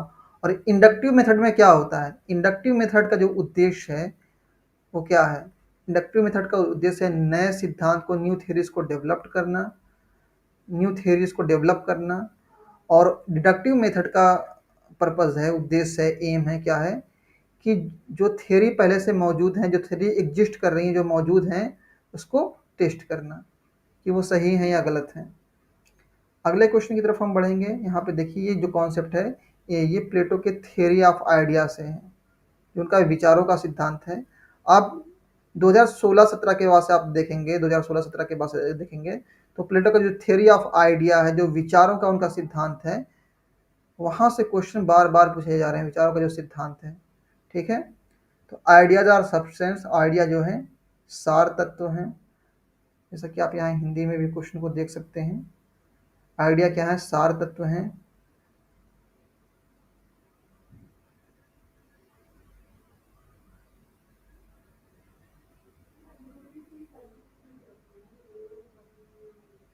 एक मिनट। विचार तत्व होते हैं, विचार सभी चीज़ों के सार होते हैं, विचारों के प्रति, विचार चीज़ों के प्रतिबिंब होते हैं, विचार सार्वभौमिक होते हैं। आइए समझते हैं कॉन्सेप्ट इसमें कहना क्या चाहते हैं। प्लेटो का जो थ्योरी ऑफ आइडिया जब आप उसको पढ़ेंगे तो प्लेटो उसमें कहते हैं कि जो ये विचार हैं, ठीक है ना, ये सब्सटेंस है, सार हैं, और ये सभी वस्तुओं का एसेंस है। मतलब कहने का मतलब ये है कि हमारे आसपास में जो भी वस्तुएं हमें दिखती हैं उसके पीछे कोई ना कोई आइडिया काम कर रहा होता है। कहने का मतलब दूसरे शब्दों में अगर हम कहें तो ये है कि जो विचार हैं वो शाश्वत हैं, ये पूरे यूनिवर्स को, पूरे ब्रह्मांड को गवर्न करते हैं, चलाते हैं। और हमारे आसपास जो वस्तुएं हमें दिखती हैं वो हमारे, जब हम अपने विचारों को मूर्त रूप में लाते हैं, उसको एग्जीक्यूट करते हैं, तभी कोई वस्तु अपने अस्तित्व में आती है।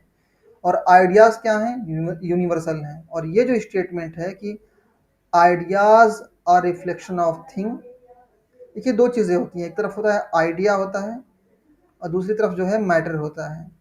एक तरफ आइडिया है और दूसरी तरफ जो मैटर है। तो प्लेटो आइडिया को ज़्यादा इंपॉर्टेंस देते हैं, मैटर को इंपॉर्टेंस नहीं देते हैं। तो वो कहते हैं कि हमारे आसपास में जो चीज़ें हमें दिखती हैं वो विचारों का मूर्त रूप है। मतलब यहाँ तो उल्टा ठीक बात कही गई कि ideas are reflection of thing, लेकिन ऐसा नहीं है। प्लेटो की अगर आप देखेंगे जो उनके विचारों का सिद्धांत है, और उनके विचारों के सिद्धांत की अगर आप बात करें,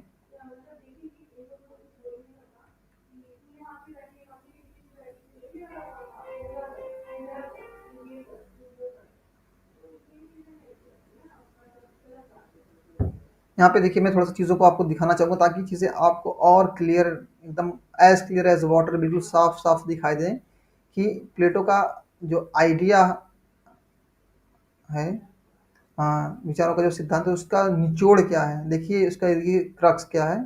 आप प्लेटो की थ्योरी ऑफ आइडियाज़ को पढ़ेंगे तो इस पर तो हमको अभी हम उसके कंक्लूजन की बात करते हैं। तो आइडिया क्या है, एसेंस, इस ब्रह्मांड का जो है, इस यूनिवर्स का एसेंस है। और हमारे आसपास जो चीज़ें हमें दिखती हैं वो क्या हैं, वो विचारों की अभिव्यक्ति हैं, उनका रिफ्लेक्शन है। और मैटर क्या है, परमानेंट नहीं है, उसका जो है चेंज होता रहेगा। जैसे कि फॉर एग्जांपल हम पानी की बात कर लें, पानी का जो कंपोजिशन है वो H2O है, लेकिन ये H2O कभी कभी लिक्विड फॉर्म में है, कभी गैस के फॉर्म में, कभी सॉलिड फॉर्म में है, बर्फ आइस के फॉर्म में। तो विचार जो है बदलते रहते हैं। विचार जो है, सॉरी, जो मैटर है, जो पदार्थ है, जो उसका आकार है वो चेंज होता रहता है, वो परमानेंट नहीं है, it keeps on changing and evolving. ठीक है ना। और ऑल मैटर अराउंड अस, जो हमारे पास आसपास में जो चीज़ें हमें दिखती हैं, इस इम्परफेक्ट कॉपीज ऑफ आइडिया, विचारों का क्या है, इम्परफेक्ट कॉपीज हैं। मतलब एक होता है कंप्लीट, मुकम्मल, और एक होता है इम्परफेक्ट, जिसको नामुकम्मल हम कहते हैं, उसके कॉपीज हैं। और यहाँ पे देखिए जो सबसे डिफाइनिंग लाइन है, for Plato reality is nothing but shadow of ideas. जो वास्तविकता है क्या है, वो विचारों का प्रतिबिंब है, शैडो ऑफ आइडियाज। और इस स्टेटमेंट में आप देखेंगे तो आपको ठीक रिवर्स दिखेगा कि ideas are reflection of thing. तो यहाँ पे ऑप्शन जो सी है वो इनकरेक्ट हो जाएगा। तो ए बी और D, A B and D अगर आप देखेंगे, A B and D, substance, essence and universal, A B and D की अगर बात करें यहाँ पे, ए बी, इसको एक मिनट इस ऑप्शन में जरा देखते हैं, मेरे ख्याल से कुछ टाइपिंग एरर है। देखिए यहाँ पे तीन चीज़ें यहाँ पे सही हो रही है, लेकिन जो आपको मोस्ट अप्रोप्रिएट आंसर है उसको चूज करना है। तो यहाँ पे जो ऑप्शन सेकेंड है वो सही हो जाएगा। क्यों? क्योंकि देखिए सी जहाँ जहाँ, देखिए ये सी चूंकि इनकरेक्ट है, और ए और बी, बी एंड, देखिए बी एंड डी को हम एक साथ, एक मिनट यहाँ पे कुछ थोड़ा सा एरर हो रही है। विचारों के बारे में, विचार तत्व होते हैं, ideas are substance, ideas are essence of all thing, ideas are universal. तो इसमें से ए एंड बी की अगर हम बात करें, A and B, A and B भी करेक्ट है। और यहाँ पे ऑप्शन हमको सेकंड चूज करना पड़ेगा। यहाँ पे देखें आप, A and B, B and D, यहाँ पे तो एक मिनट, सी ओनली तो नहीं हो सकता है। यहाँ पे देखिए सबसे पहले क्वेश्चन के नेचर को समझिए। यहाँ पे नॉट को देखिए, यही जो नॉट है, देखिए अभी हर इंसान उससे एरर हो सकती है। पहले क्वेश्चन के नेचर को समझना पड़ेगा कि क्या पूछा जा रहा है, कि यहाँ पे क्या सही है और क्या गलत है। इसमें पूछा गया क्या नहीं सही है, which for Plato which of the following statement is not true. तो कौन सा ट्रू नहीं है? ऑप्शन सी ट्रू नहीं है। तो ऑप्शन सी कहाँ पे है? ऑप्शन सी की अगर बात करें, ये जो ऑप्शन, ये देखिए जो 4 है वो करेक्ट हो जाएगा। तो ऐसे ही अभी देखिए जैसे कि हमें थोड़ा सा चीज़ों को समझ में प्रॉब्लम हो गई, तो इंसान है, ह्यूमन एरर होती है, वो क्वेश्चन को पढ़ता है, कॉन्सेप्ट को पढ़ता है, और अक्सर लोग जो है ये जो नॉट वाला कॉन्सेप्ट ना, इसमें कंफ्यूज हो जाते हैं या स्किप कर जाते हैं या माइंड से उतर जाता है, तो फिर वो आप जो है कंफ्यूज हो जाएंगे। और हो भी जाता है, एग्जाम का जो एग्जाम हॉल में आप देखेंगे जो प्रेशर होता है वो अलग ही होता है। नेक्स्ट क्वेश्चन की बात करें, इसे जुलाई 2018 में पूछा गया था।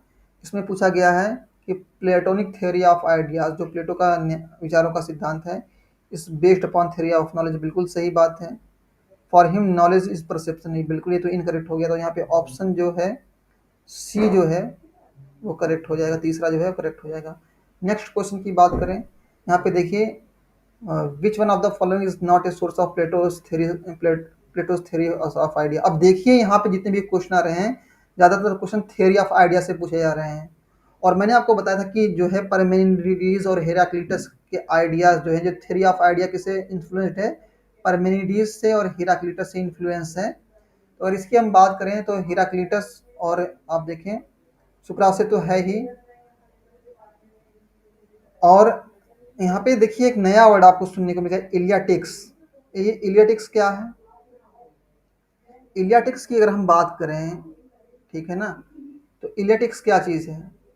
इलियाटिक्स जो है एक स्कूल ऑफ थॉट है। जैसे प्लेटो की अगर हम बात करें, प्लेटो से पहले भी और भी विचारक हुए थे, जैसे कि परमेनिडीज, हीराक्लिटस और पाइथागोरस, बहुत से सारे थिंकर्स हुए थे।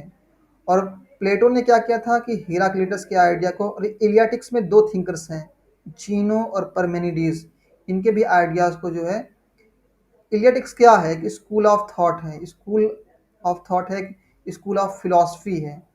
अरस्तु से पहले अगर आप देखेंगे तो कुछ थिंकर्स हुए हैं, और एक एकेडमी इसकी ये थी परमेनिडीज और जीनो के जरिए से। आप इस नोट्स में देखेंगे हमारे, तो वहाँ चीज़ें आपको बहुत ही क्लियर दिखेंगी। मैं चाहता हूँ कि आप इस इलियाटिक्स के बारे में जानें, ताकि कल को जब आप जो है इस कॉन्सेप्ट को पढ़ाएं या इस कॉन्सेप्ट के बारे में कभी एक्सप्लेन करना पड़ जाए आपको, तो आपको कोई दिक्कत ना हो। लाइन पे रहिएगा, वैसे भी ये तो रिकॉर्डेड सेशन है। मैं चाहता हूँ कि आप एलियाटिक्स को समझें, एलियाटिक्स को जानें कि एलियाटिक्स क्या चीज़ है। आपको hardly you can find this concept in any book. Eleatics के बारे में मैंने एक आर्टिकल पढ़ा था, उस पे काफ़ी रिसर्च भी की थी मैंने। और उसके बाद आप देखें यहाँ पे स्मार्ट स्टडी करते हैं, चीज़ों को आसानी से सर्च करते हैं, ताकि आप जो है देखिए एलियाटिक्स क्या है। एलियाटिक क्या एक स्कूल है, कहाँ पे? Eletics school is took its name from Elia, a Greek city of Lower Italy, the home of its chief exponent Parmenides and Zeno. The school, the work of the school was influential upon Platonic metaphysics. थोड़ा सा और देखें, Eleatic was a pre Socratic school of philosophy, मतलब सुकरात से भी पहले। Pre Socratic का मतलब क्या, सुकरात से भी पहले क्या था? स्कूल ऑफ फिलोसफी, दर्शन शास्त्र का एक स्कूल था, जिसको किसने स्टैब्लिश किया था? परमेनिडीज ने स्टैब्लिश किया था। कब किया था? 5th सेंचुरी में। तो अब अगर कोई पूछेगा आपसे कि इलियटिक्स क्या है, तो आप बता दीजिएगा कि ये फिलोसफी, मतलब it was a school of philosophy. ये कब बना था? सुकरात से भी काफ़ी पहले। और इसको स्टैब्लिश किसने किया था? परमेनिडीज ने और जीनो ने। ओके। और ये जो थिंकर का आप नाम देख रहे हैं एंटीस्थनीज, तो यहाँ पे अगर ऑप्शन की अगर हम बात करें, सबसे पहले हम ऑप्शन को देखते हैं, उसके बाद हम फिर थोड़ा सा चीज़ को और एक्सप्लेन करेंगे। ये थोड़ा सा टफ क्वेश्चन की कैटेगरी में आता है, और हार्डली आपको इस तरीके की चीज़ें आपको देखने को मिलेंगी। जैसे कि अगर हम बात करें इलियाटिक्स के बारे में, तो हमने तो इलियाटिक्स को के बारे में समझ लिया कि इलियाटिक्स क्या है। स्कूल ऑफ फिलोसफी है, प्री सोक्रेटिक, सुकरात से भी पहले। इसको किसने? जीनो ने और परमेनिडीज ने स्टैब्लिश किया था। और अगर हम बात करें एंटीस्थनीज की बात करें, तो जैसे हम जानते हैं कि सुकरात के जो शिष्य थे, सॉक्रेट्स के जो शिष्य थे, कौन थे? प्लेटो थे। तो ठीक प्लेटो ही ऐसे, प्लेटो अकेले थोड़ी ना थे। प्लेटो के अलावा एक और थिंकर थे जिनका नाम था एंटीस्थनीज नाम था। जैसा कि आप यहाँ देखते हैं, एंटीस्थनीज कौन थे? वो भी ग्रीक फिलोसफर था एंड ए पीपल ऑफ सॉक्रेट, वो भी सुकरात के एक शिष्य थे। ओके। और उन्होंने भी अपने थियोरी ऑफ आइडिया के बारे में बातें की थी, लेकिन प्लेटो ने एंटीस्थनीज के आइडिया को जो है इंक्लूड नहीं किया था। तो यहाँ पे जो ऑप्शन देखिए, यहाँ पे विच of the following is not, इसी नॉट पे लोग स्किप कर जाते हैं, यहीं पे मिस्टेक होती है लोगों से। एग्जाम हॉल में जब भी आप बैठे, क्वेश्चन के नेचर को देखिए कि इसमें नॉट लिखा है कि नहीं, अफर्मेटिव है कि है, निगेटिव सेंटेंस है, कैसा है। नहीं तो बहुत मुश्किल है। एग्जाम हॉल में लोग अक्सर मिस्टेक कर जाते हैं, हमसे तो हो ही जाती है, तो फिर औरों की क्या बात करें। हम तो ऑलरेडी मतलब 2 बार जेआरएफ करने के बाद भी जो है मिस्टेक हो जाती है, ह्यूमन एरर है। और एग्जामिनर जानबूझ के ऐसे सेंटेंस फॉर्मेट, ताकि आप गलती करें एग्जाम हॉल में। सिंपोजियम की बात करें, देखिए प्लेटो की कुछ किताबों के नाम हैं और उसमें क्या बातें डिस्कस की हैं उसके बारे में बात हो रही है। सिंपोजियम की अगर हम बात करें, तो सिंपोजियम में प्रेम के बारे में बात हो रही है। रिपब्लिक को तो आप जानते हैं, रिपब्लिक में किसके बारे में बात हो रही है? रिपब्लिक में बात हो रही है पॉलिटिक्स के बारे में। फाइलिबस में जो है क्या बात हो रही है? फाइलिबस में बात हो रही है इथिक्स के बारे में। एक मिनट, पूरा हमने गड़बड़ कर दिया, बोल कुछ और रहा हूँ, मैच मैंने कुछ और किया। रिपब्लिक किससे बिलोंग करती है? पॉलिटिक्स से, तो मतलब डी को हमने सेकंड से मैच कर दिया। ठीक है, पॉलिटिक्स, रिपब्लिक जो पॉलिटिक्स से मैच। और ये जो बुक है सिंपोजियम, एक ग्रीक एक देवता है इरोस, प्रेम के देवता हैं ग्रीक, उनको समर्पित की गई है। और इसमें जो है इसको डेडिकेट की गई है, उसमें प्रेम के बारे में डिस्कस किया गया है। और फाइलिबस में जो है, फाइलिबस जो बुक है, इसमें इथिक्स के बारे में बात की गई है फाइलिबस में। और टिमियोस में जो है स्फीयर ऑफ, अब देखिए टिमियोस के बारे में एक बार पहले भी क्वेश्चन पूछा जाएगा, जो अल्टीमेट रियलिटी का जो कॉन्सेप्ट है वो डिस्कस किया गया था ना, अभी हमने ऊपर देखा। तो इस तरीके से है, इसको आप बाकी आप देख लीजिएगा। नेक्स्ट क्वेश्चन की तरफ हम बढ़ते हैं। अकॉर्डिंग टू प्लेटो जस्टिस क्या है? वन मैन वन, ये तो इजी क्वेश्चन है, इसको आप कर लेंगे। One man one work one class, ये देखिए ये अच्छा क्वेश्चन है। और ये जो क्वेश्चन है ये जॉर्ज सेबाइन की जो बुक है उसमें आपको मिलेगा, कोई आम किताब पढ़ेंगे तो उसमें नहीं मिलेगा।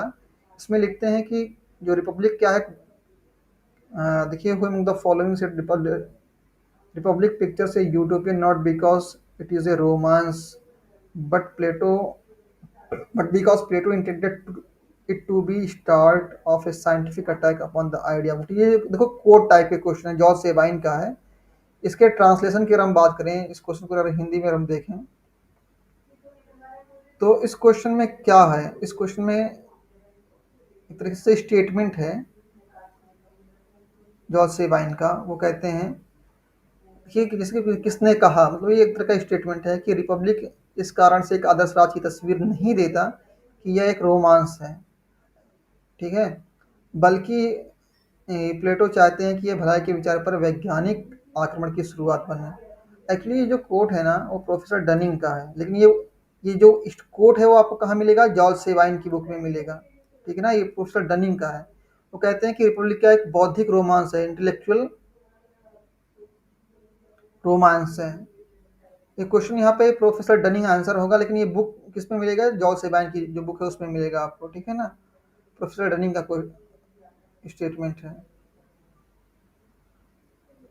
नेक्स्ट क्वेश्चन की अगर हम बात करें, यहाँ पे दिसंबर 2018 में पूछा गया है, इनकी थ्योरी ऑफ एजुकेशन से है, और इसमें अगर बात करें, प्लेटो बात कर रहे हैं कि which one of the following are the features of Plato's theory of education. जो प्लेटो का शिक्षा सिद्धांत है वो किससे संबंधित, मतलब उसकी फीचर्स के बारे में बात हो रही है, उसकी विशेषताओं के बारे में।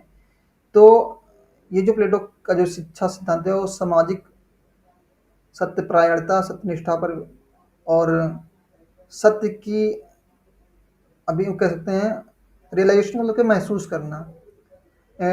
It is a mean of social righteousness and realization of truth. Elementary education begins at childhood up to the age of 6, ठीक। The public test is held at the age of 20, बिल्कुल सही बात है। At the age of 30 the second selective test is to take place. 30 साल की as पे क्या होता है कि टेस्ट जो होता है उसमें क्या होता है कि जो पास करता है 30 साल के टेस्ट पे, फिर क्या करता है कि उसको जो है फिलोसफर किंग बनाने के लिए जो है आगे उसको दर्शन शास्त्र की, फिलोसफी की एजुकेशन देते हैं। तो इसमें सारे स्टेटमेंट जो हैं वो करेक्ट हैं। इसको आप हिंदी में देख सकते हैं। उनके शिक्षा सिद्धांत के बारे में बात की, देखिए अपने शिक्षा सिद्धांत के माध्यम से प्लेटो क्या करते हैं कि जो ह्यूमन नेचर में जो कमियां हैं, जो बुराइयां हैं, उसको जो है रिजॉल्व करने की कोशिश करते हैं।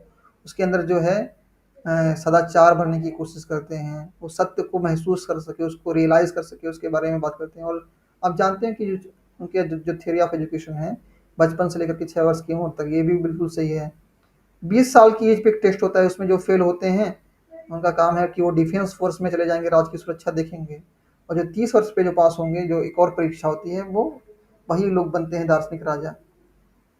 फिर 2019 में आप देखें, ये बहुत अच्छा क्वेश्चन है और बहुत ही ट्रिकी क्वेश्चन है, इसको आप देखें। dialectical method was first used dialectical method was first used for the first time in writing। जरा इसको ध्यान दीजिएगा कि राइटिंग में, देखिए सुकरात ने जो है, सोक्रेट्स ने क्या किया था, सोक्रेट्स ने जो है डायलेक्टिकल मेथड को, जो ये द्वंदात्मक पद्धति है, इसकी शुरुआत की थी। लेकिन सुकरात ने कोई किताब नहीं लिखी थी। सुकरात को हम कैसे जानते हैं, सुकरात को हम प्लेटो की वजह से जानते हैं। अपनी बुक रिपब्लिक में, अपॉलजी में और भी किताबों में उन्होंने सोक्रेट्स के बारे में लिखा है। तो डायलेक्टिकल फॉर्म को रिटन फॉर्म में, ठीक है, किसने इस्तेमाल किया, प्लेटो ने, ठीक है। हीगल का जो डायलेक्टिकल मेथड है वो डायलेक्टिकल आइडियलिज्म है।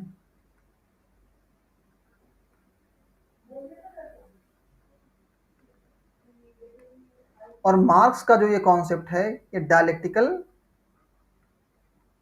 मटेरियलिज्म है, ठीक है। तो सुकरात ने इजाद किया, प्लेटो ने इसको अपनी लेखनी पे बनाया, फिर हीगल का अलग है, मार्क्स का अलग है। इसमें विचारों पे डायलेक्टिकल आइडियलिज्म में आइडिया को फोकस किया जा रहा है, और मार्क्स जो है मैटर, पदार्थ को ज़्यादा फोकस कर रहा है डायलेक्टिकल मटेरियलिज्म पे। और फिर अगेन आप देखें एलेगरी ऑफ केव किसका कॉन्सेप्ट है, प्लेटो का। इजी क्वेश्चन है ये 2019 का। फिर आप देखें यहाँ पे बात हो रही है कि हु अमंग द फॉलोइंग, यहाँ पे करेक्टली आपको मैच करना है। तो हम जानते हैं कि जॉन रॉल्स इगलिटेरियन, समतावादी विचारक हैं। समतावादी विचारक क्यों हैं, क्योंकि जो समाज का जो हीनतम वर्ग है, least advantage section of society है, उसके भी वेलफेयर के बारे में वो बात करते हैं। प्लेटो बिल्कुल आइडियलिस्ट हैं। मैरी वोllstonecraft क्या हैं, वो फेमिनिस्ट हैं। तो यहाँ पे तो एक वो कम्युनिस्ट नहीं बल्कि फेमिनिस्ट हैं। और एंटोनियो ग्राम्स्की जो है कम्युनिस्ट है, मतलब इसको रिवर्स कर दिया है। तो यहाँ पे जो ऑप्शन ए और बी है वो करेक्ट हो जाएंगे। और एक चीज़ और भी आप समझिए यहाँ पे एडिशनल इन्फॉर्मेशन, अरिस्टोटल की अगर हम बात करें और हीगल की बात करें, ये जेंडर इक्वालिटी में, न्यायिक समानता में बिलीव नहीं रखते हैं, इसमें यकीन नहीं करते हैं। और प्लेटो की अगर हम बात करें वो न्यायिक समानता में यकीन रखते हैं। तो ये नोट करिए, एरिस्टोटल हीगल जो है न्यायिक समानता में, जेंडर जेंडर जस्टिस में यकीन नहीं करते, जेंडर इक्वालिटी में हो। हीगल और अरिस्टोटल का ये मानना है कि औरत का ये काम है कि अपने घर की चार दीवारी में रहे, अपने बच्चों की देखभाल करें, उनको पाले पोषण का लालन पालन करें। जो नेक्स्ट क्वेश्चन की अगर हम बात करें, अगेन यहाँ पे देखिए कुछ स्टेटमेंट यहाँ पे दिए गए हैं और इसको आपको देखना कि उसमें से कौन से दो करेक्ट हैं। तो प्लेटो ने क्या की कि ड्यूटीज पे ज़्यादा फोकस की, बिल्कुल सही। Plato laid more emphasis on duties than right, उसने कर्तव्य पे अधिक महत्व दिया, अधिकार पे कम। His ideal state was merely idea, उसका जो आदर्श राज्य का जो विचार है वो एक आइडिया था, ना कि वास्तविकता। बिल्कुल ये भी सही बात है। प्लेटो खुद कहते हैं कि ये जो आइडियल स्टेट का जो कॉन्सेप्ट है वो अपने आप में क्या है कि एक यूटोपियन कॉन्सेप्ट है, इसको धरती पर कहीं लागू नहीं किया जा सकता, या धरती पर इसको कहीं ढूंढा नहीं जा सकता, इस धरातल पे तो पॉसिबल है ही नहीं, इस प्लेनेट पे। और अगर बात करें प्लेटो की, तो प्लेटो फेमिनिस्ट थे, लेकिन यहाँ पे देखिए नॉट लिखा हुआ है, तो ये स्टेटमेंट इनकरेक्ट हो जाएगा। वो क्लास स्टेट के बारे में बात नहीं करते हैं, वो आइडियल स्टेट के बारे में बात करते हैं। ठीक है, तो यहाँ पे ऑप्शन ए एंड बी जो है वो करेक्ट हो जाएगा। नेक्स्ट क्वेश्चन की अगर हम बात करें, इसे जून 2020 में पूछा गया था। देखिए वो क्वेश्चन आ गया ना कि अरिस्टोटल और हीगल जो है वो जेंडर इक्वालिटी में बिलीव नहीं करते हैं, डिड नॉट बिलीव। जो लैंगिक समानता है, जेंडर इक्वालिटी है, उसमें वो यकीन नहीं करते हैं। अगले क्वेश्चन की तरफ अगर देखें, Aristotle's ideal state is always Plato second best, किसने कहा हु सेड, किसने कहा अरिस्टोटल्स आइडियल स्टेट, जो अरस्तु का आदर्श राज्य है वो अरिस्टोटल का सेकंड बेस्ट है। मतलब सेकंड बेस्ट का मतलब क्या, आप देखते हैं कि प्लेटो अपनी बुक लॉज में, अपने लाइफ के अंतिम स्टेज में वो रूल ऑफ लॉ की बात करते हैं, विधि के शासन की बात करते हैं। वो किसके विषय में, वो बात करते हैं उप आदर्श राज्य के बारे में, इसको हिंदी में, इंग्लिश में सब आइडियल स्टेट भी कहते हैं, जहाँ पे वो रूल ऑफ लॉ के बारे में बात करते हैं। वो कहते हैं कि नहीं, कानून का शासन बेहतर है as compare to philosopher king. ये किसका स्टेटमेंट है, जॉर्ज सेबाइन का स्टेटमेंट है। और अगेन उनकी जो बुक है हिस्ट्री ऑफ पॉलिटिकल थ्योरी, वो काफ़ी इंपॉर्टेंट है। और यहाँ पे आप देखें कुछ क्वेश्चन दिए गए। एलेगरी ऑफ फेयर का जो कॉन्सेप्ट है किसका है, वो प्लेटो का, आप जानते ही हैं। कल्चरल रिवॉल्यूशन वो माओ का कॉन्सेप्ट है। एपार्थाइड का जो कॉन्सेप्ट है फ्रेंच फैनन का है। और ब्यूरोक्रेटिक ट्रेड का जो कॉन्सेप्ट है हन्ना आरेंट का है। और इसी तरह से अगर हम देखें, जो लेटेस्ट क्वेश्चन की बात करें, फिर अगेन पूछा गया है कि प्रायर टू मार्क्स से पहले विच political thinker had a gender bias, मतलब किसके विचारों में जेंडर बायस दिखता है, मतलब जो लैंगिक समानता में यकीन नहीं रखता है, वो कौन सा थिंकर्स है। आप देखें हीगल है। मैंने आपको बताया कि हीगल और अरिस्टोटल ये जेंडर जस्टिस में, लैंगिक समानता में यकीन नहीं रखते, वो महिलाओं को समान अधिकार देने के लायक नहीं समझते हैं, योग्य नहीं समझते हैं। और यहाँ पे फिर अगेन आप देखें, ये प्लेटो की बुक्स हैं, ये लेटेस्ट क्वेश्चन है, 2021 में पूछा गया था, इसको आपको ऑर्गेनाइज करना है। तो सबसे पहले अपॉलजी की बात करें, इसको 399 में लिखा था। रिपब्लिक की अगर हम बात करें, इसको 380 में लिखा गया था, 380 BC में। लॉज की अगर हम बात करें, स्टेट्समैन की अगर बात करें, तो इसको 360 BC में लिखा गया था, और लॉज की 350 BC। तो सबसे पहले अपॉलजी आएगी, मतलब ए, सबसे पहले ए, फिर रिपब्लिक, फिर स्टेट्समैन, और अंतिम में लॉज। तो ये पहला जो ऑप्शन है वो करेक्ट हो जाएगा। एक क्वेश्चन और देखिए, प्लेटो के आइडियाज़ को क्रिटिसाइज किया, जो उनका हिस्टोरिसिज्म का जो कॉन्सेप्ट है उसको किसने क्रिटिसाइज किया, कॉल पॉपर ने 1944 में कॉल पॉपर ने एक बुक लिखी थी, the open society and its enemies में उन्होंने कार्ल मार्क्स के आइडिया को, हीगल के आइडिया को और प्लेटो के आइडिया को उन्होंने क्रिटिसाइज किया था। उन्होंने कहा था कि ये जो तीन थिंकर हैं ये मुक्त समाज के दुश्मन हैं। जैसे कि आप देखें प्लेटो के चिंतन में ये तीन क्लासेस हैं, एक व्यक्ति एक ही क्लास से बिलोंग करेगा, एक ही काम को करेगा, वो यहाँ से यहाँ नहीं आ सकता है। जबकि देखिए अगर अरिस्टोटल की बात करें, वो कहता है, अरिस्टोटल ये कहता है कि अगर मान लीजिए कि अगर कोई गुलाम है, कोई स्लेव है, उसका अगर मेंटल इंटेलेक्चुअल डेवलपमेंट हो जाता है तो उसको फ्री छोड़ दीजिए, वो मास्टर बन सकता है, वो अपने खुद से डेवलपमेंट कर सकता है। लेकिन प्लेटो का जो आइडियल स्टेट है वो एक क्लोज्ड सोसाइटी है। क्यों?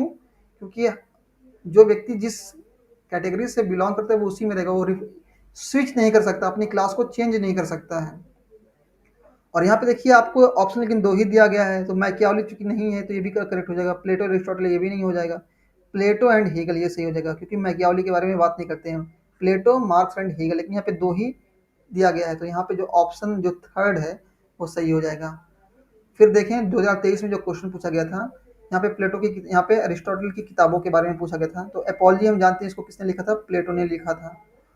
और यहाँ पे फिर देखिए प्लेटो का थ्योरी ऑफ आइडिया की हम बात कर रहे हैं, जो उनका विचारों का सिद्धांत है, थ्योरी ऑफ आइडिया, यहाँ से क्वेश्चन पूछे जा रहे हैं। तो इसमें पूछा गया जा रहा है कि which one of the following, निम्नलिखित में से कौन सी जो चीज़ है वो परफेक्ट है, अपने आप में पूर्ण है, इटर्नल है मतलब शाश्वत है, ये अपने आप में कंप्लीट है, पूर्ण है, परफेक्ट है, शाश्वत है, एंड फिक्स्ड है, मतलब इसमें बदलाव नहीं। तो कौन सा है?